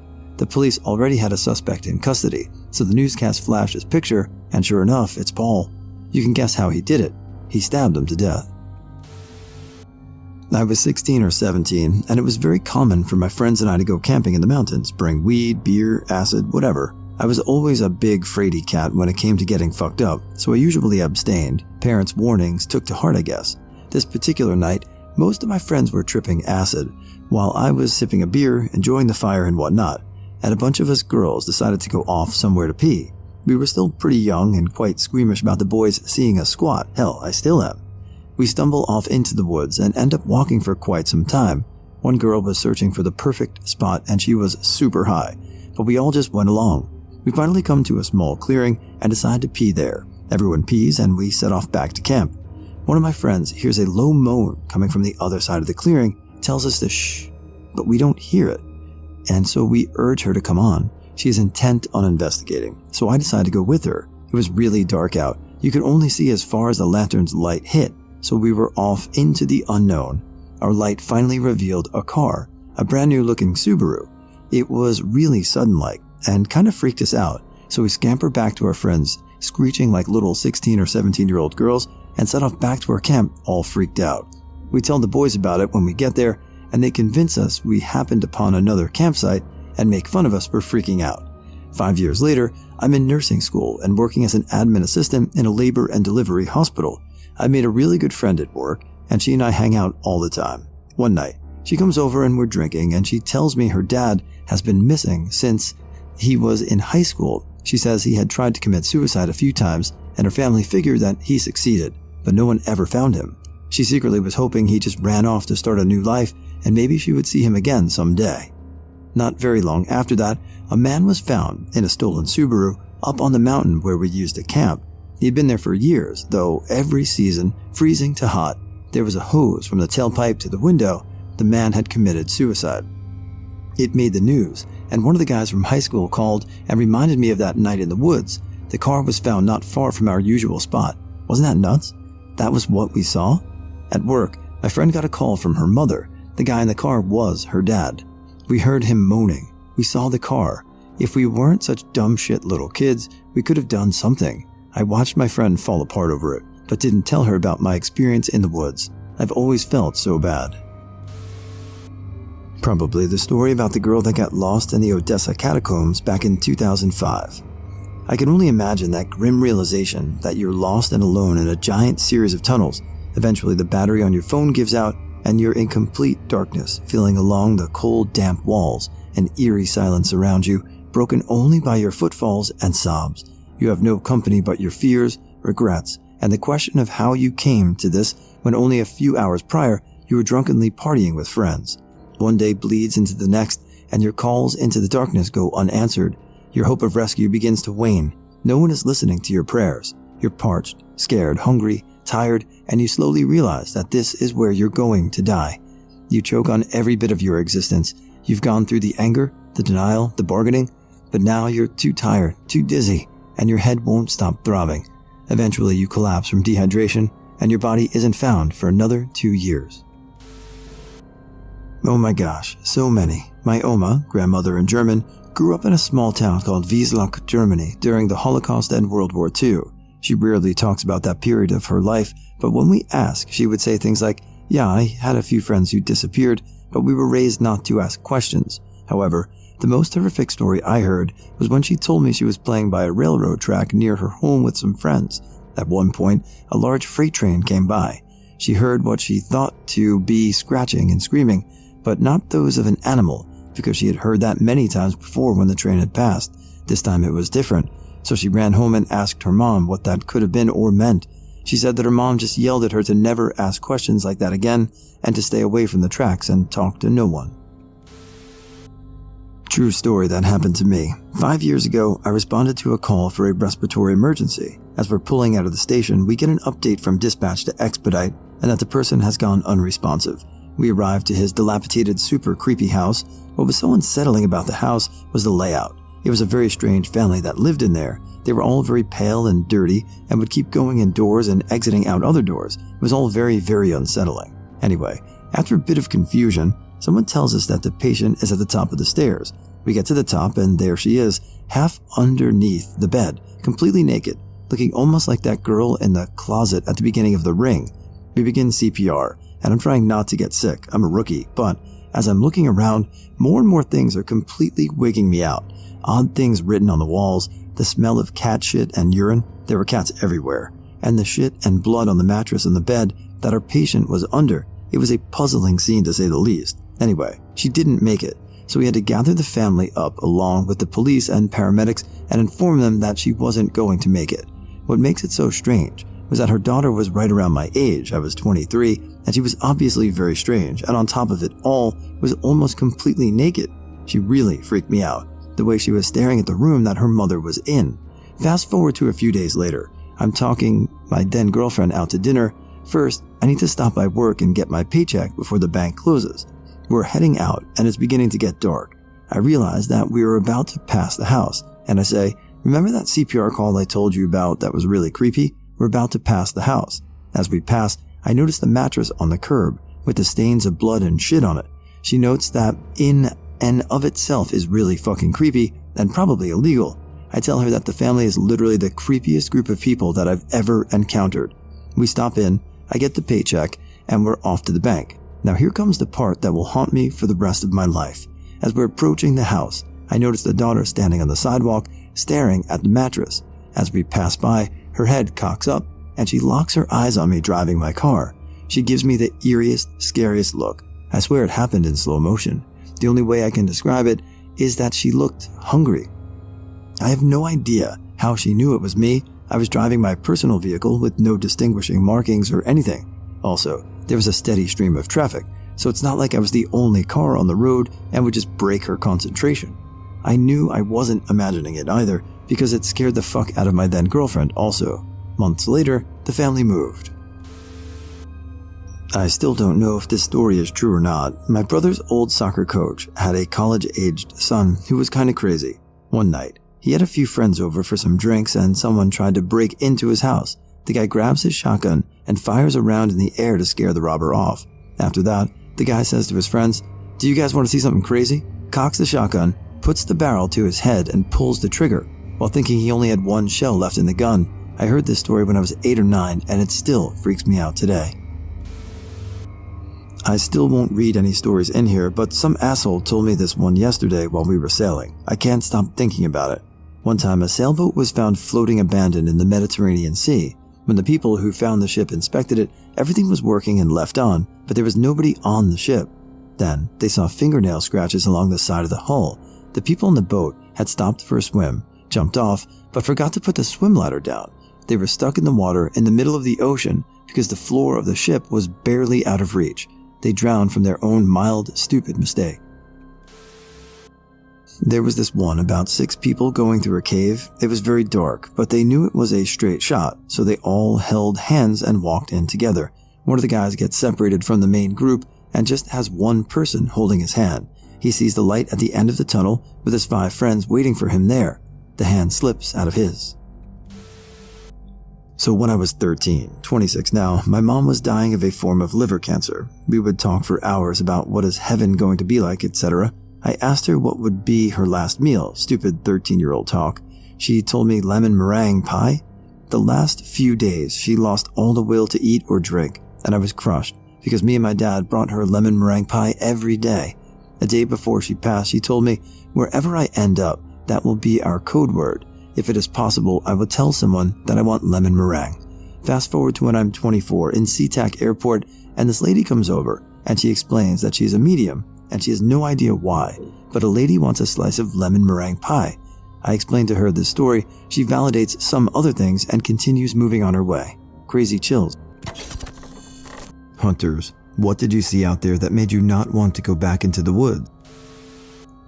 Didn't happen while hunting, but when I was 12, I was looking for bottles in a creek on a dense forested hillside. Hear heavy footsteps behind me. They're slow and sound heavier than a human or even a buck. I almost get paralyzed when I turn around and see 2 holes on a rough, leathery bump. A few seconds and a heart attack later, I realized it was just the neighbor's cow that got out and its nose was a few inches from my face. Not a hunter, but a herper. I was looking for amphibians and reptiles with a few classmates at a local park during a herpetology class last summer, when we came across 2 little wooden teepees and a card table covered in animal bones. It looked like we walked right into the Blair Witch Project. One of the structures had little altars that contained more bones in a jars, plants, and other weird little trinkets. We got out of there fast and told the volunteer coordinator we were working with. We found out a while later that apparently some homeschooled kids nearby liked to play in the woods, and they had most likely collected the things we saw. I understand making forts in the woods, but the structures these kids made were freaky AF. So I have 2 stories. First, the not so creepy one. I was about 20 miles out in the backcountry on a week-long hunting trip by myself. Woke up in the middle of the night to a bear sticking its snout into the fabric of my tent. I immediately started meditating to slow my breath and just weather the situation, because I knew if I moved or made a run for my car, I'd be dead. The next morning, I found some paw prints, and they were the biggest bear prints I've ever seen. Second, very creepy story. Was deep in the woods this time too. Set up camp in a very nice little ravine. When I woke up, there was a ring of big rocks around my camping area. They weren't there when I got there or set up camp. I'm also a stout dude, and I couldn't move any of the rocks. I was raised in the woods, and now I refuse to go out there without a large caliber gun, and I refuse to sleep out in the woods anymore. After helping my dad and brother quarter a big bull elk in the middle of nowhere, I went up the hill first because I had the lightest load. I figured I'd get my quarters to the top and then go back down and help my dad with the chest cavity. It had just stopped snowing. and when I was resting at the top of the hill, I glanced down and saw paw prints in the snow that had no snow in them. I knew based on the size it was either a wolf or a mountain lion, but after looking closer, I realized I just saw pads on the foot and not nails or claws making a mark in front of the print. This meant I was definitely looking at the tracks of a big mountain lion who had been 50 yards from us as we worked on the elk. My dad was at the bottom of the hill. I had a front quarter on my back and a hind quarter on the sled I was pulling behind me and no gun. I knew it was just 3 of us, and I'd been around my dad the whole time who was armed, so I didn't bring an additional firearm. I was walking Buffet, standing right where that cat had been a few minutes before. There's no question he was looking at me. I calmly set the quarters down and made my way down to my dad. He agreed that I should have done what I did and even joked about it, saying, "At least our load won't be as heavy when we get back up there." I bet he took the front quarter. We got back up the hill, and my quarters had been untouched with no additional cat tracks around it. All in there, 3 of us were paranoid as hell, walking back the 2 miles to the truck, not knowing if at any moment the cat might decide he was hungry. We made it back home just fine and laughed about the whole thing as we were cleaning and butchering the elk. As a law enforcement ranger for 30 seasons, I've seen some dumb shit in the woods and some scary shit. My worst was chasing down a guy who had escaped from a mental treatment facility. If he was just camping in the deep woods, I wouldn't have had an issue with him, but he was routinely stealing the gusset out of women's and girls' swimsuits left to dry on the lines in the campground and Girl Scout area. The gusset, I'm told, is the cotton part of a suit that touches the outer labia and skin. It's like a cotton soft cloth sewn in for hygienic reasons, I was told. One of the Girl Scouts' moms came running up to me as I was on patrol and told me she had seen the man run off on foot with the clothesline, so I gave foot chase.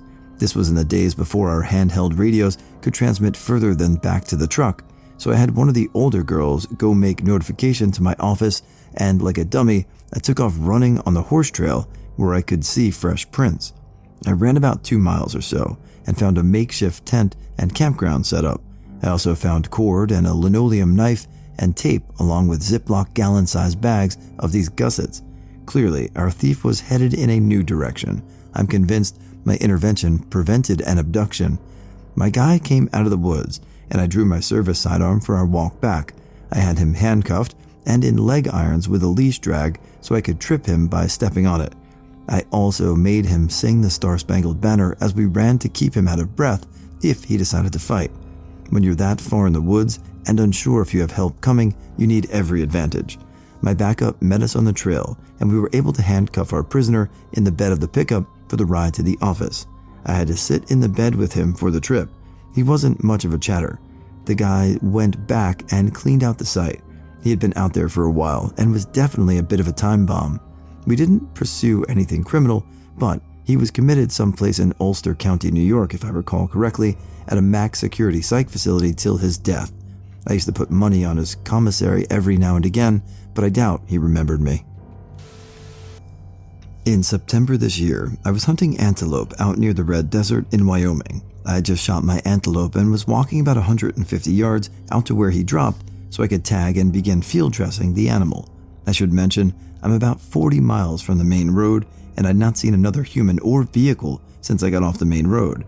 This area is so extremely remote, it's hard to even describe. So, as I'm walking out to the antelope, I look up, and about 1 to 2 miles off in the distance, I see this extremely bright light zooming over the landscape and headed my way. I thought it was probably a game warden on a side-by-side coming to check my paperwork and all. No big deal. I keep walking out and find the animal and look up. This light dives down into the sagebrush and I can no longer see it. It was about half a mile from me when it disappeared. I also notice I don't hear any engine, if it is in fact someone on a motorized vehicle. I'm mostly confused at this point, not sure what the hell this light is or where it went, but I continue on and tag the antelope. It takes me all of 10 to 15 seconds to put the tag on. Then I look up and I see the light traveling away from me now, and it's about 3 to 5 miles away from me and going at least 100 miles per hour. It was really zooming way faster than any vehicle could travel over that type of terrain. Also, there are no roads or anything where the light is traveling, so I don't know how it is going so fast. I'm pretty spooked at this point. I field dressed the animal as fast as I could and dragged it back to my truck. I just had a very uneasy feeling at this point.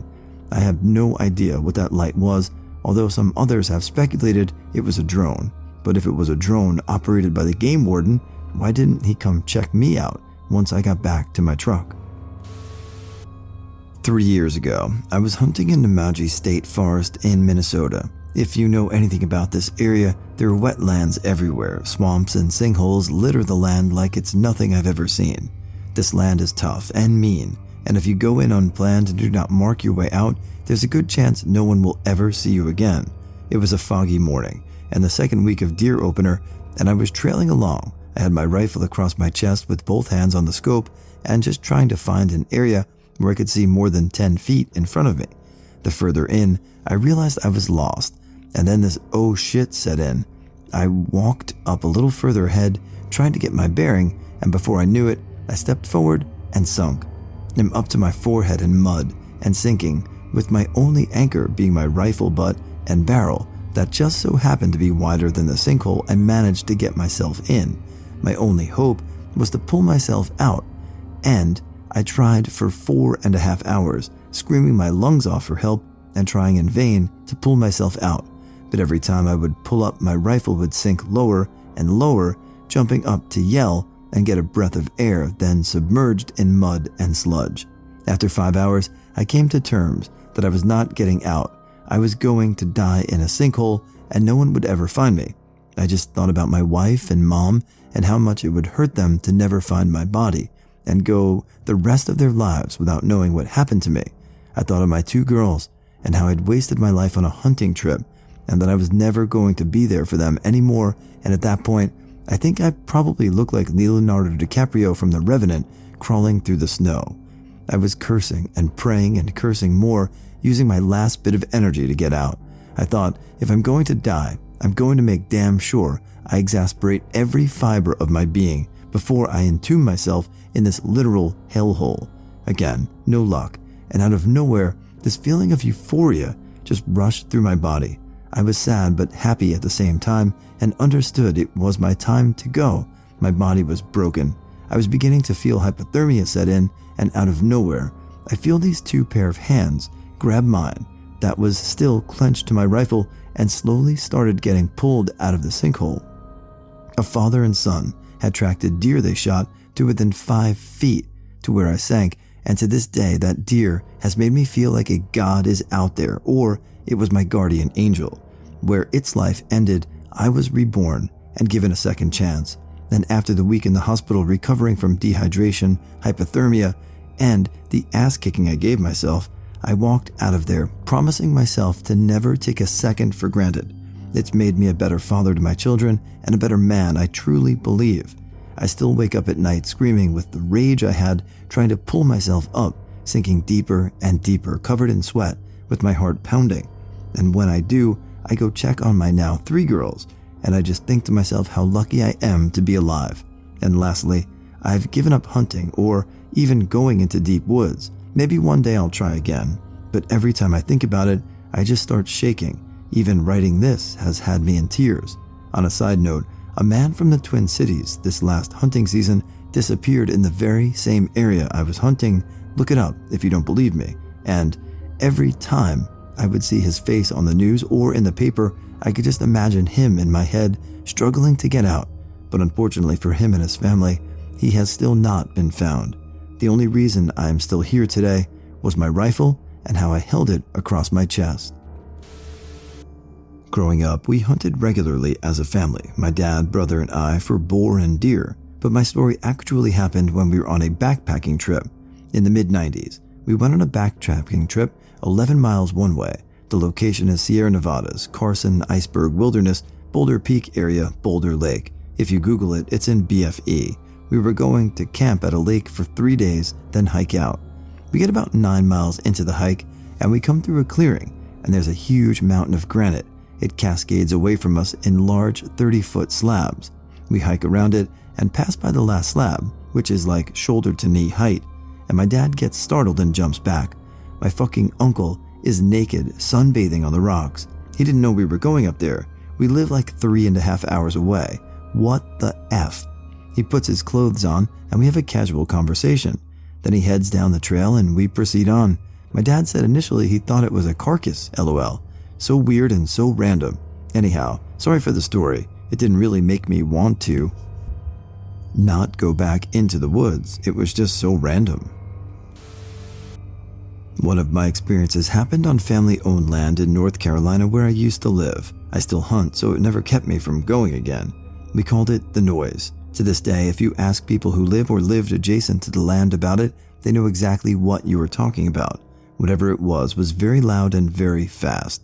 It was like a very loud primal scream. First time I heard it, I was hunting with my dad and brother. We were stalk hunting and very slowly and methodically moving through the forest. I noticed everything had gotten oddly quiet. Only thing you heard was the water running over the rocks in the creek. My dad stopped us and said to hold still and not to move. As soon as we stopped, it screamed behind us. It was so loud it made my ears ring. My dad never showed fear and was always rational. He looked very nervous and I'm ready to shit on myself. My brother has his gun shouldered, looking around trying to spot it just to see what it is and make sure it isn't close. Then it screams again. Now it seems closer and in front of us. My dad puts his hand on my shoulder and just says, "Run for the car now." I jump up like a scared rabbit and run as fast as my legs will carry me. We're all running and we can hear this thing screaming as we run like it's keeping pace easily. I can see the gravel road ahead and know the car is close. It lets out another scream that sounds like it's to the left of me now and very close. I bolt right and we all come sliding out onto the road about 100 yards above the car. That's when I hear this weird whistle from the woods and then everything just goes back to normal. Birds chirping away, squirrels calling, crows cawing. We stop to catch our breath and uneasily walk to the car, ready for anything. 100 yards never seemed so far. That wasn't the last time I heard it. In fact, I have more stories that involve the noise. If anyone wants to hear about them, I will gladly share. My family tried to find it for years to figure out when we thought we were close, it would be somewhere else. Even trained hunting dogs ran away from this thing. Weird stuff, but I still love to hunt. The way I figure, if something gets me while I'm hunting, at least I'm doing something I love, and being close to nature, I harvest her bounty and thank her for it. One day my body will feed her and the animals I hunted. Climbed up a tree before daylight in a remote holler in southern Ohio. Just as it was light enough to see, shooting light we call it, I hear a rustling coming down the hill, maybe 150 yards away. Cruising toward me is what I can only describe as a Tasmanian devil, like a whirl of brown and gray, moving in a straight line along the ground at high speed, down a sloped hill, and then off a steep 15-foot drop, and then under my tree, and then through the thickest brush imaginable behind me where the creek was, and then eventually out of sight and audible range. So, I observed maybe 300 yards of travel, although lost visual in the thicket, which all occurred in a very straight line at a supernatural high speed. I'm in a perch with nothing else to do but put my entire focus on it and still can't figure out what it is. And as it passed under me, all I see again is a ghostly blur of gray and brown and leaves. Total time elapsed was less than 10 seconds. I've seen dozens of coyotes and several bobcats, and yes, that is probably what this was, but its movement was so out of the ordinary. At that moment, my senses computed that it couldn't have been either of those. I got tingles and the hair stood up on the back of my neck. It's a mundane story, but the actual experience definitely felt supernatural. My buddy and I decided to do a Halloween ride up a supposedly haunted trail at night. As we were making our way back to the main road, I see a car parked to the right side of the trail with the lights on. I thought it was kind of weird that I would see a sedan parked in a dirt road so far out in the middle of nowhere. We pull ahead of the car and stop our bikes. When we look back, there was nothing. No car, just darkness. I could see how wide my friend's eyes were from the inside his helmet. I asked him if he saw a car parked to the side. He said yes. Then I got the most uncomfortable, chilly feeling, and my eyes began to water. I felt like I was going to cry, and I felt every goosebump on my skin. I remember the sound or lack of it. No animals, no insects. I just heard the ringing in my ear. My friend told me that we had to leave, but I couldn't move.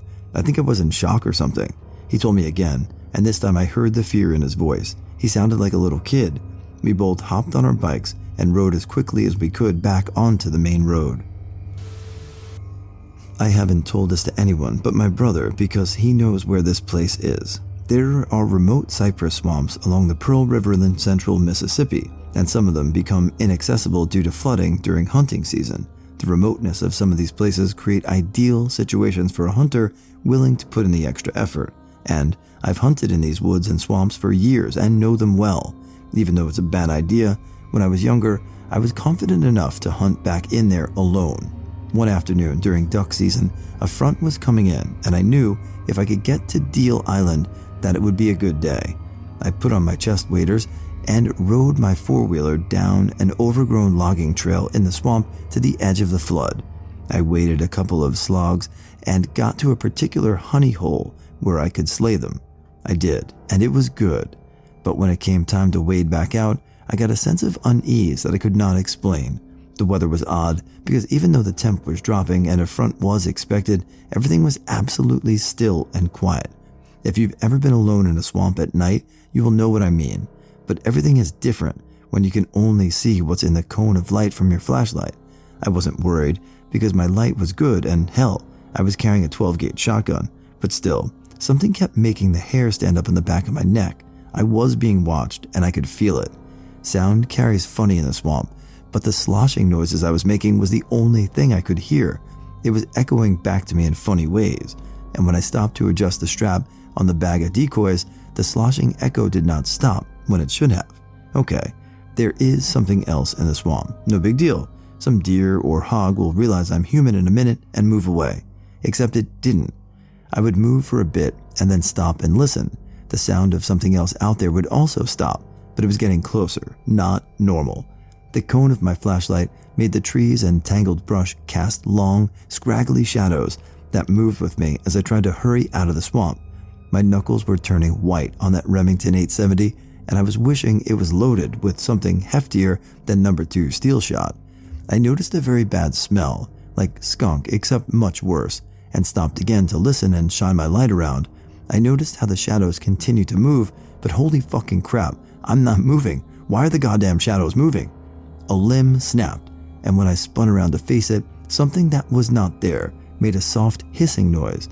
The beam of my light just ended in a shape of nothingness that was not there. A breath of stench hit my face, and I heard that hissing sound again, and I got the fuck out of that swamp. I was shaking and drenched in sweat when I got back to the truck, and those woods did not feel like my woods anymore.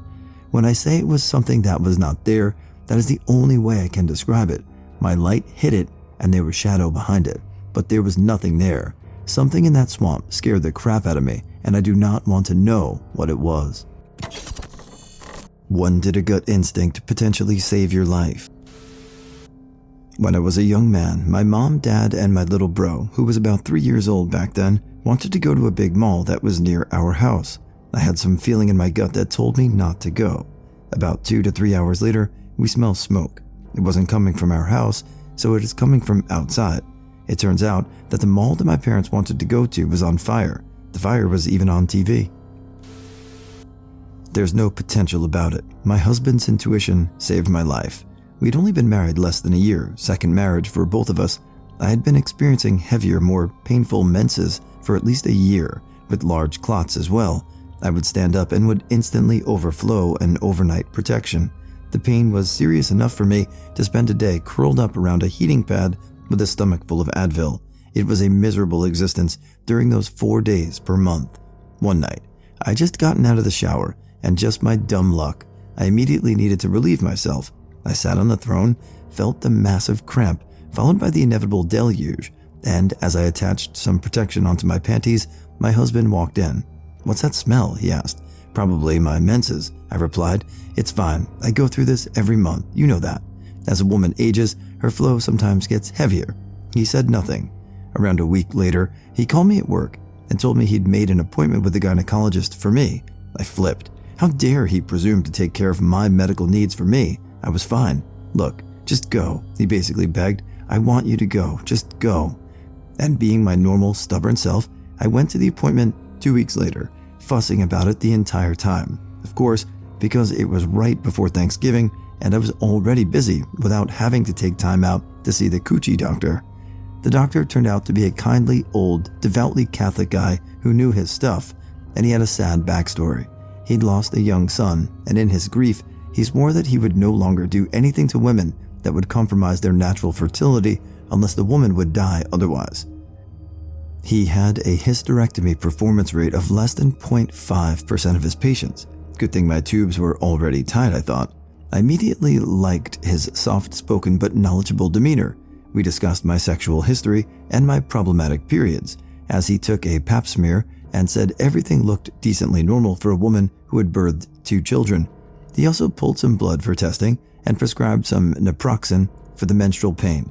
And I went home, glad to get this mess done. A week or so later, the doctor's office called. My pap smear was abnormal, and my testing also showed the presence of HPV. Could I come in for a retest? And that started a chain reaction. Another abnormal pap, swabbing my cervix with vinegar, and more blood tests, an ultrasound, a biopsy of my cervix, more blood work. Am I anemic yet? And for every one of those subsequent appointments, my husband was right there with me. Finally, the week of Christmas, we were back at the OBGYN office, and we were told the results. Moderate squamous dysplasia of the cervix, precancer, and a nice helping of HPV-16. You have 3 choices, the doctor said once he gave me the results. You can do nothing, and the precancer cells will eventually turn into cancer. You can elect to do a leap cone procedure on the cervix and pray I get everything. Or you can get a hysterectomy. But I have to warn you that I've not done any in-depth testing of your uterus yet, and there may be actual cancer in there. You've seen these cases a lot more than I have, Doc, I replied. What do you think would be the safest course of action? I'd get that uterus out before it kills you. And those words, which echo tonight from when they were spoken almost 2 decades ago, still chill me to my core. He did not do hysterectomies unless he believed the woman would die otherwise. I knew that at my first appointment with him, and I knew he was less concerned about any fee and more concerned about what those test results were showing. I was sufficiently terrified at that point.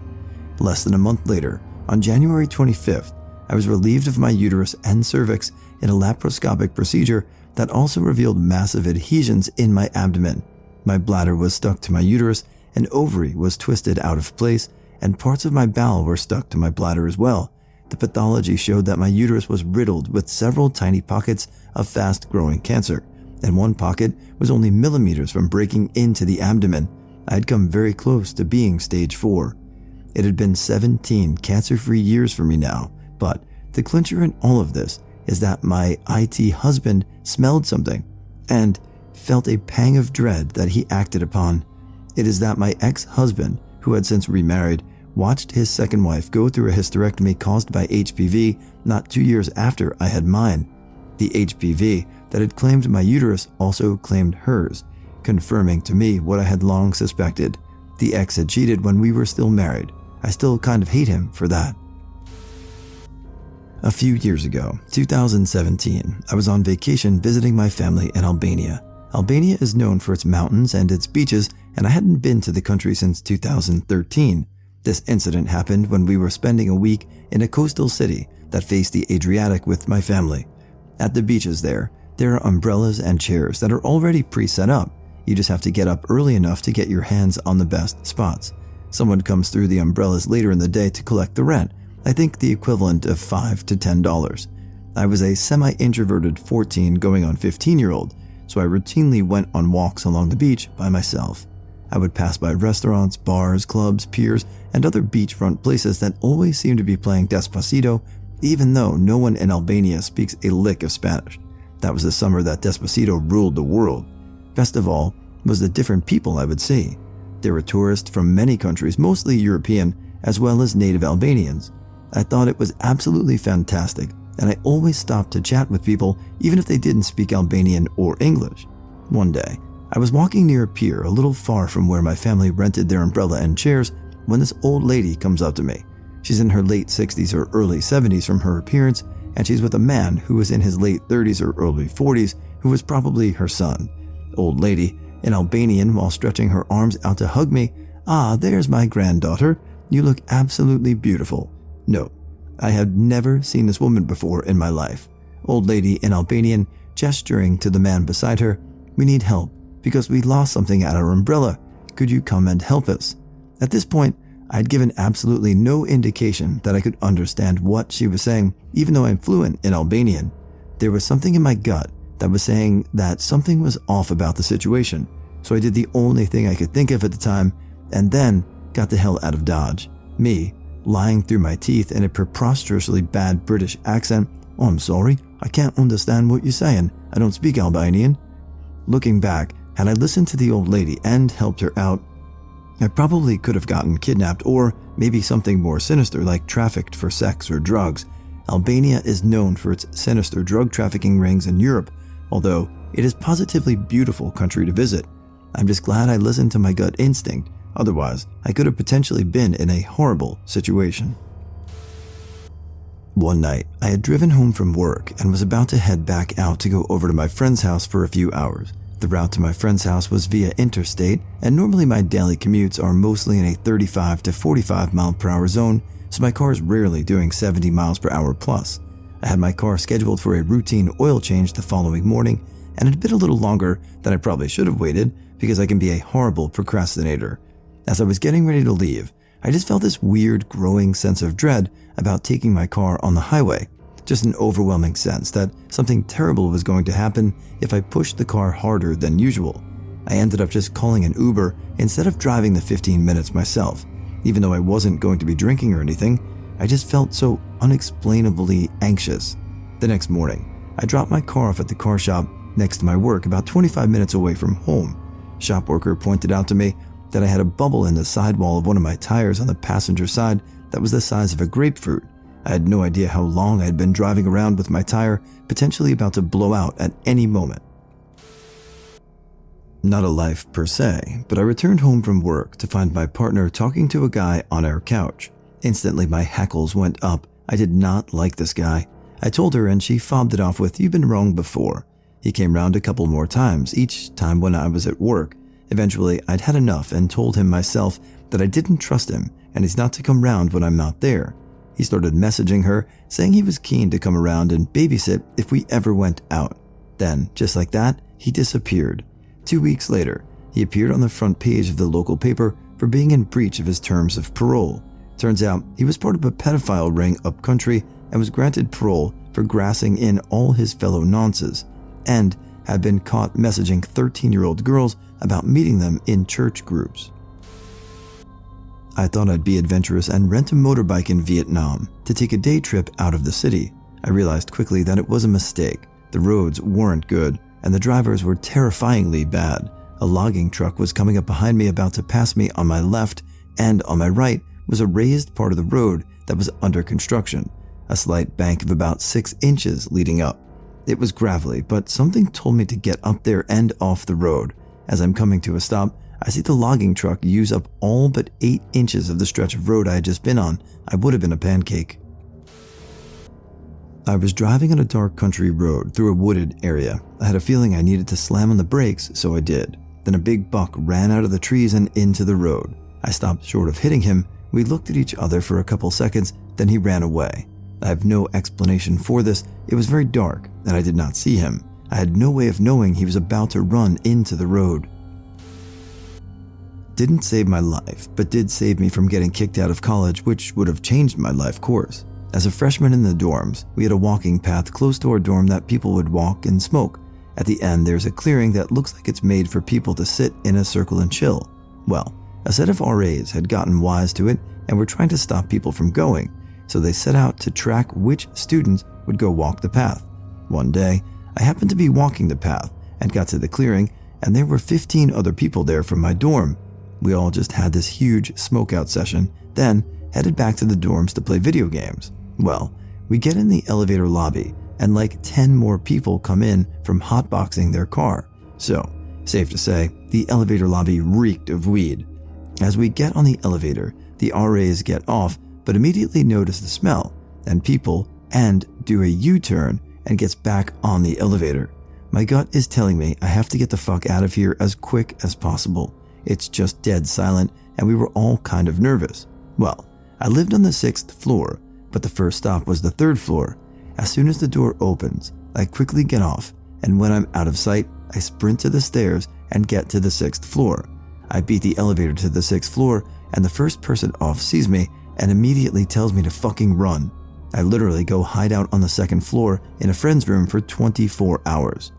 While I was there, someone called me and said as soon as you got off the elevator, the emergency stopped it and demanded to know where you were going since they knew you didn't stay on that floor. After no one gave up, they all got kicked out of the dorms. However, they couldn't catch me at the time, so they just dropped it. After that, they made it their mission to try to catch me smoking. They never did, but they got my dumbass roommate. I was luckily in the common area when they caught him rolling blunts in the room. 2 years ago, around early December, I was walking up a small flight of stairs that led to the entrance of a large 7-story high brick building I work in. I remember it was freezing outside, and I was rushing to get out of the cold and into my warm office. But once I was about 2 steps away from the door, I hesitated to open the door. I don't know why, but it's like my body had a mind of its own. And before I could even question what I was doing, an icicle came crashing down right in front of the door where I would have been if not for my body's abrupt stop. It was my new puppy at the time who knew something was wrong. He's now 1.5. I was driving with him in the passenger seat, just got off the highway onto a busy road. He starts freaking out. I slow way down and go to pull over to a parking lot, and my tire completely pops and the car starts swerving. When I looked at it later, the entire inside of the tire was essentially gone. If he hadn't started panicking, I might have gotten into a car crash. It happened a few months ago. I was walking home from the bus stop, and my house is right at the end of a cul-de-sac. As I stepped onto the street onto the cul-de-sac, I was a few yards away from my driveway, and then I had a feeling to look behind me, and I saw this small red car coming at me a bit fast, so then I quickly ran to the nearest sidewalk. About 20 years ago, myself and 2 friends were driving back from the casino around 3 a.m. We were about 2 miles from the one friend's apartment going down the highway, maybe 2 city blocks from our exit.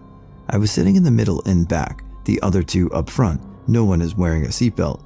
We come up on a couple of cars, and we pull into the left lane to pass them quick before our exit. As we get into the left lane, this huge urge to get the heck back into the right lane overcomes me, and I say we need to get back over.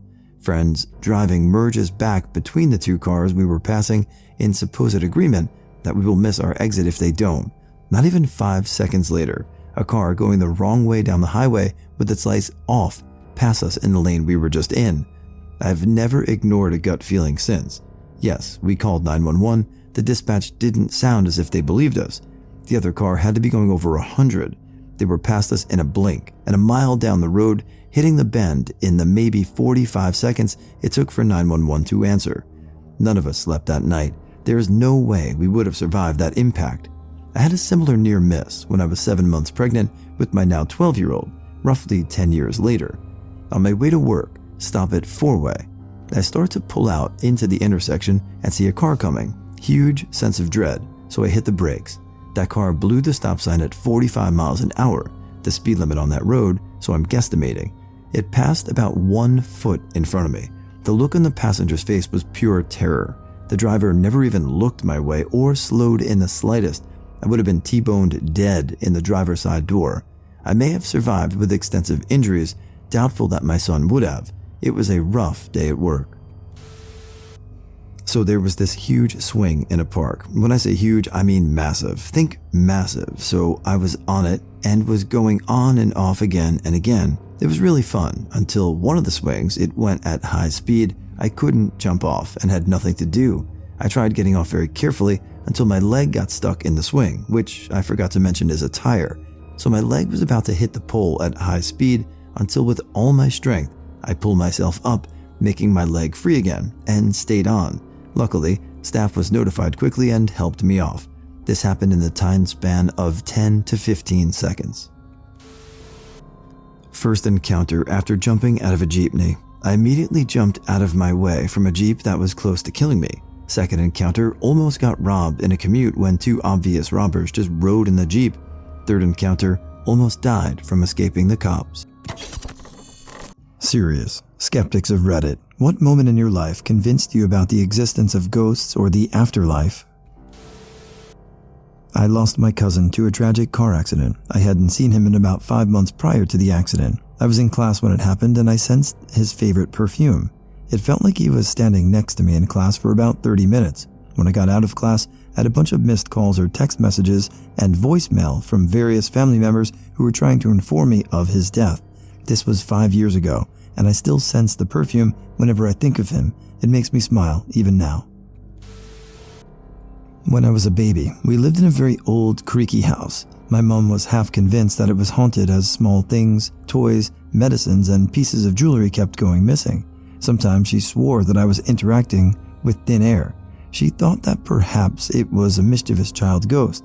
One night, my mom put me to bed. She gave me a blanket and a pacifier and left the room once I was asleep. An hour went by and I was awake and crying. She came in to soothe me and found that my pacifier was missing. She thought I spat it out or flung it out of the cot. She searched the room, pulled the cot apart, shook out all my blankets, checked my clothes, and could not find the pacifier. Mom, probably sleep deprived, decided she was going to scold the ghost. She put me back in the cot, left me in my room, closed the door, and in her best mom voice said sternly, "That is enough.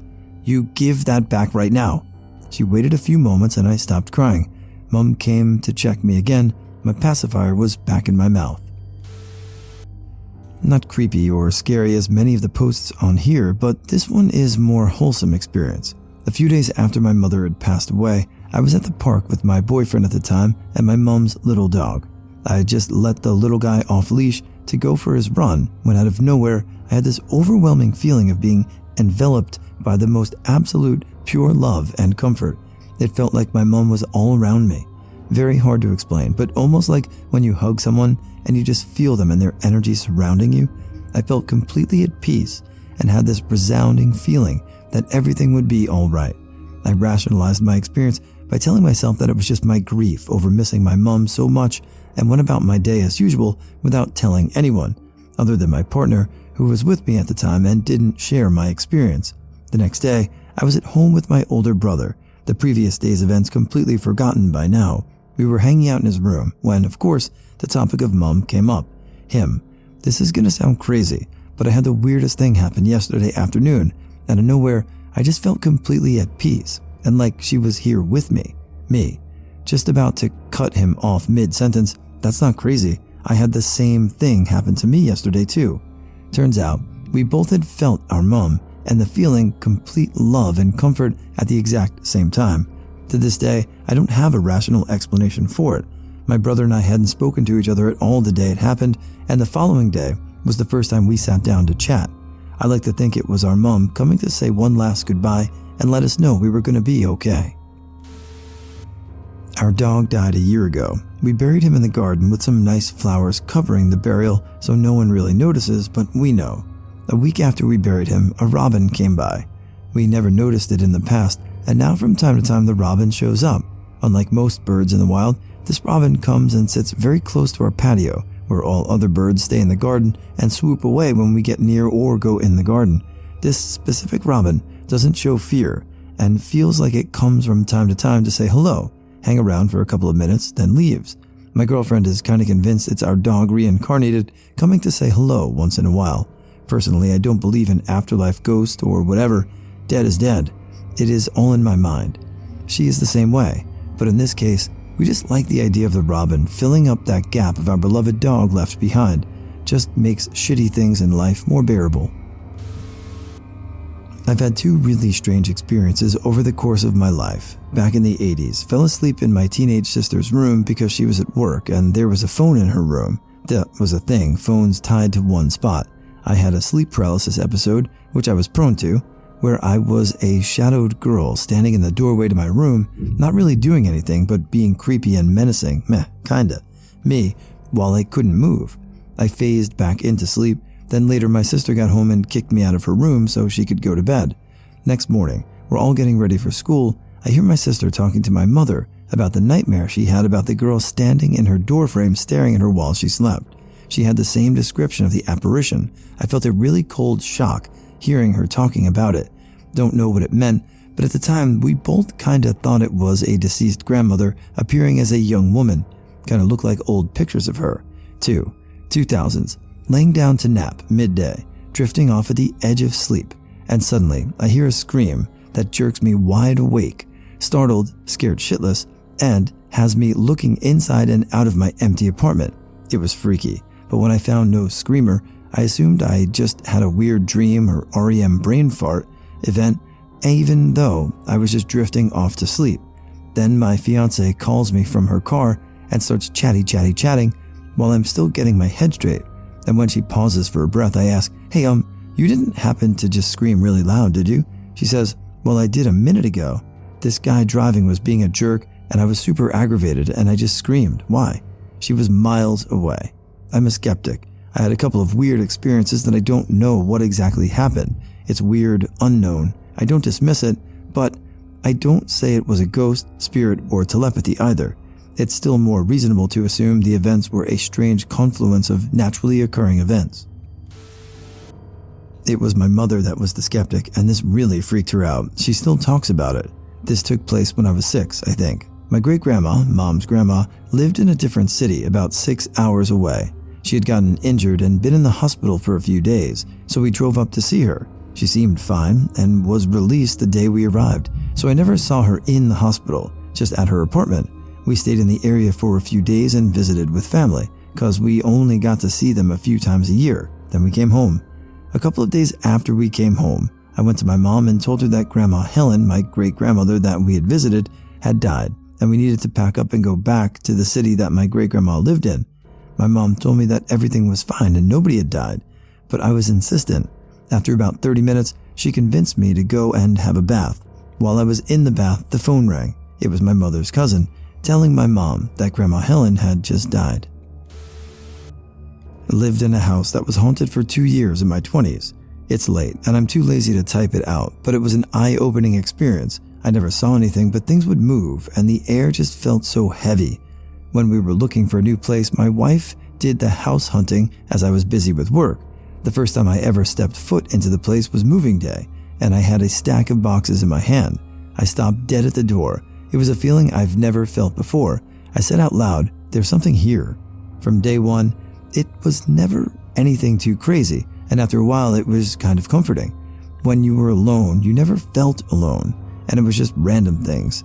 One of our first nights there, we left for a bit and I yelled, "Okay, Ghosty, don't do anything while we're gone." Came home that night and all of our shoes were gone from the front entrance.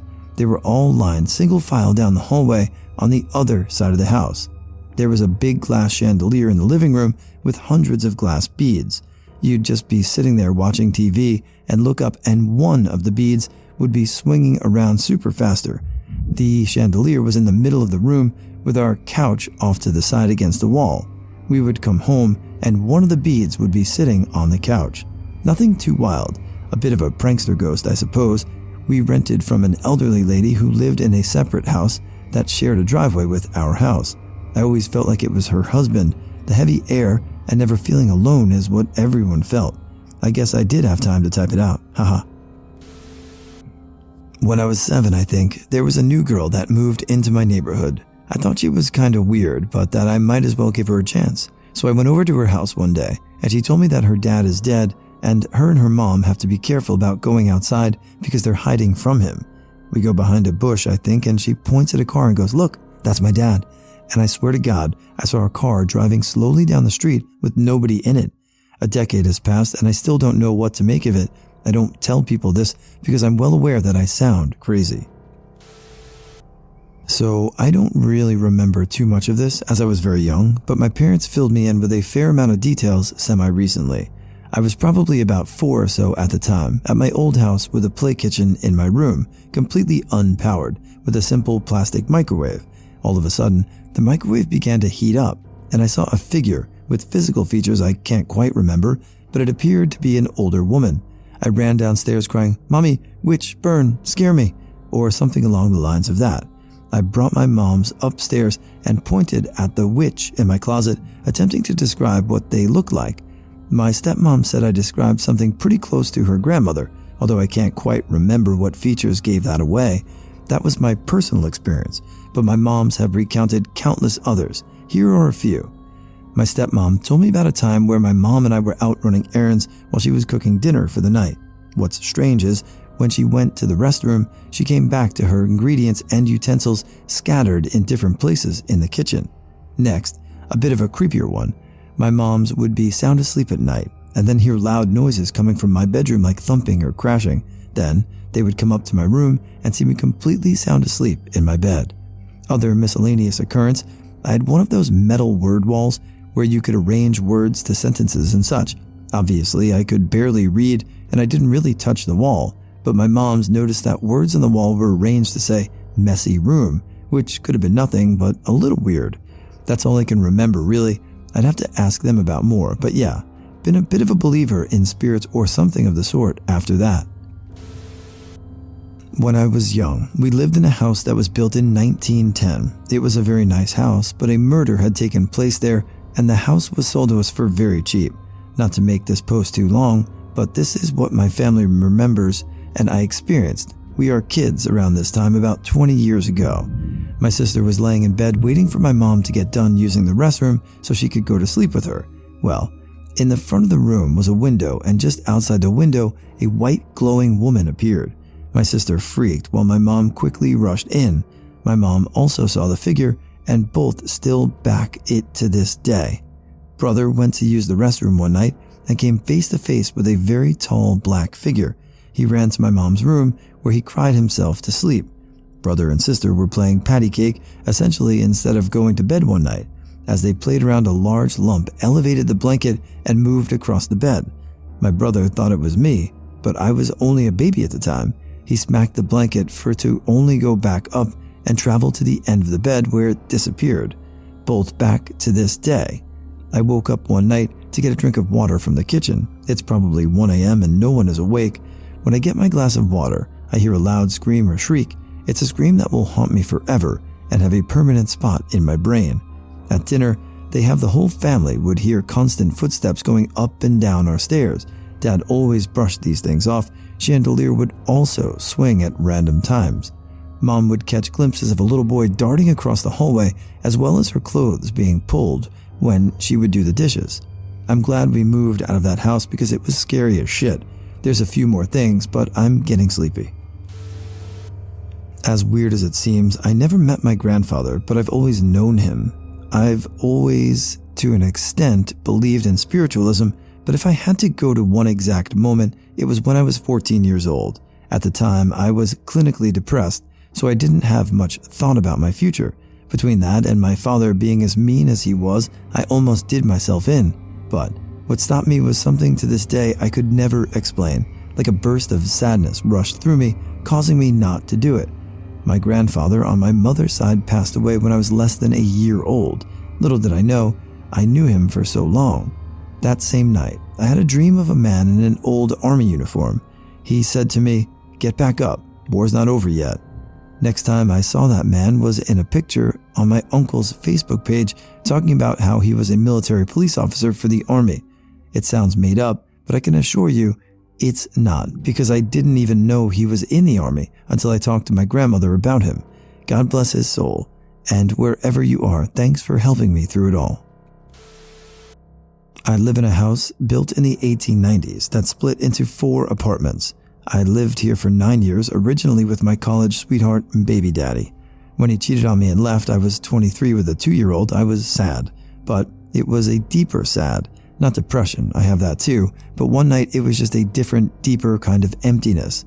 I was laying in bed, and suddenly I was aware I wasn't alone. I opened my eyes and saw an outline of a young girl standing next to my bed and face. Then she disappeared, but I could hear the sound of a hand running along my sheets, as if she was walking away.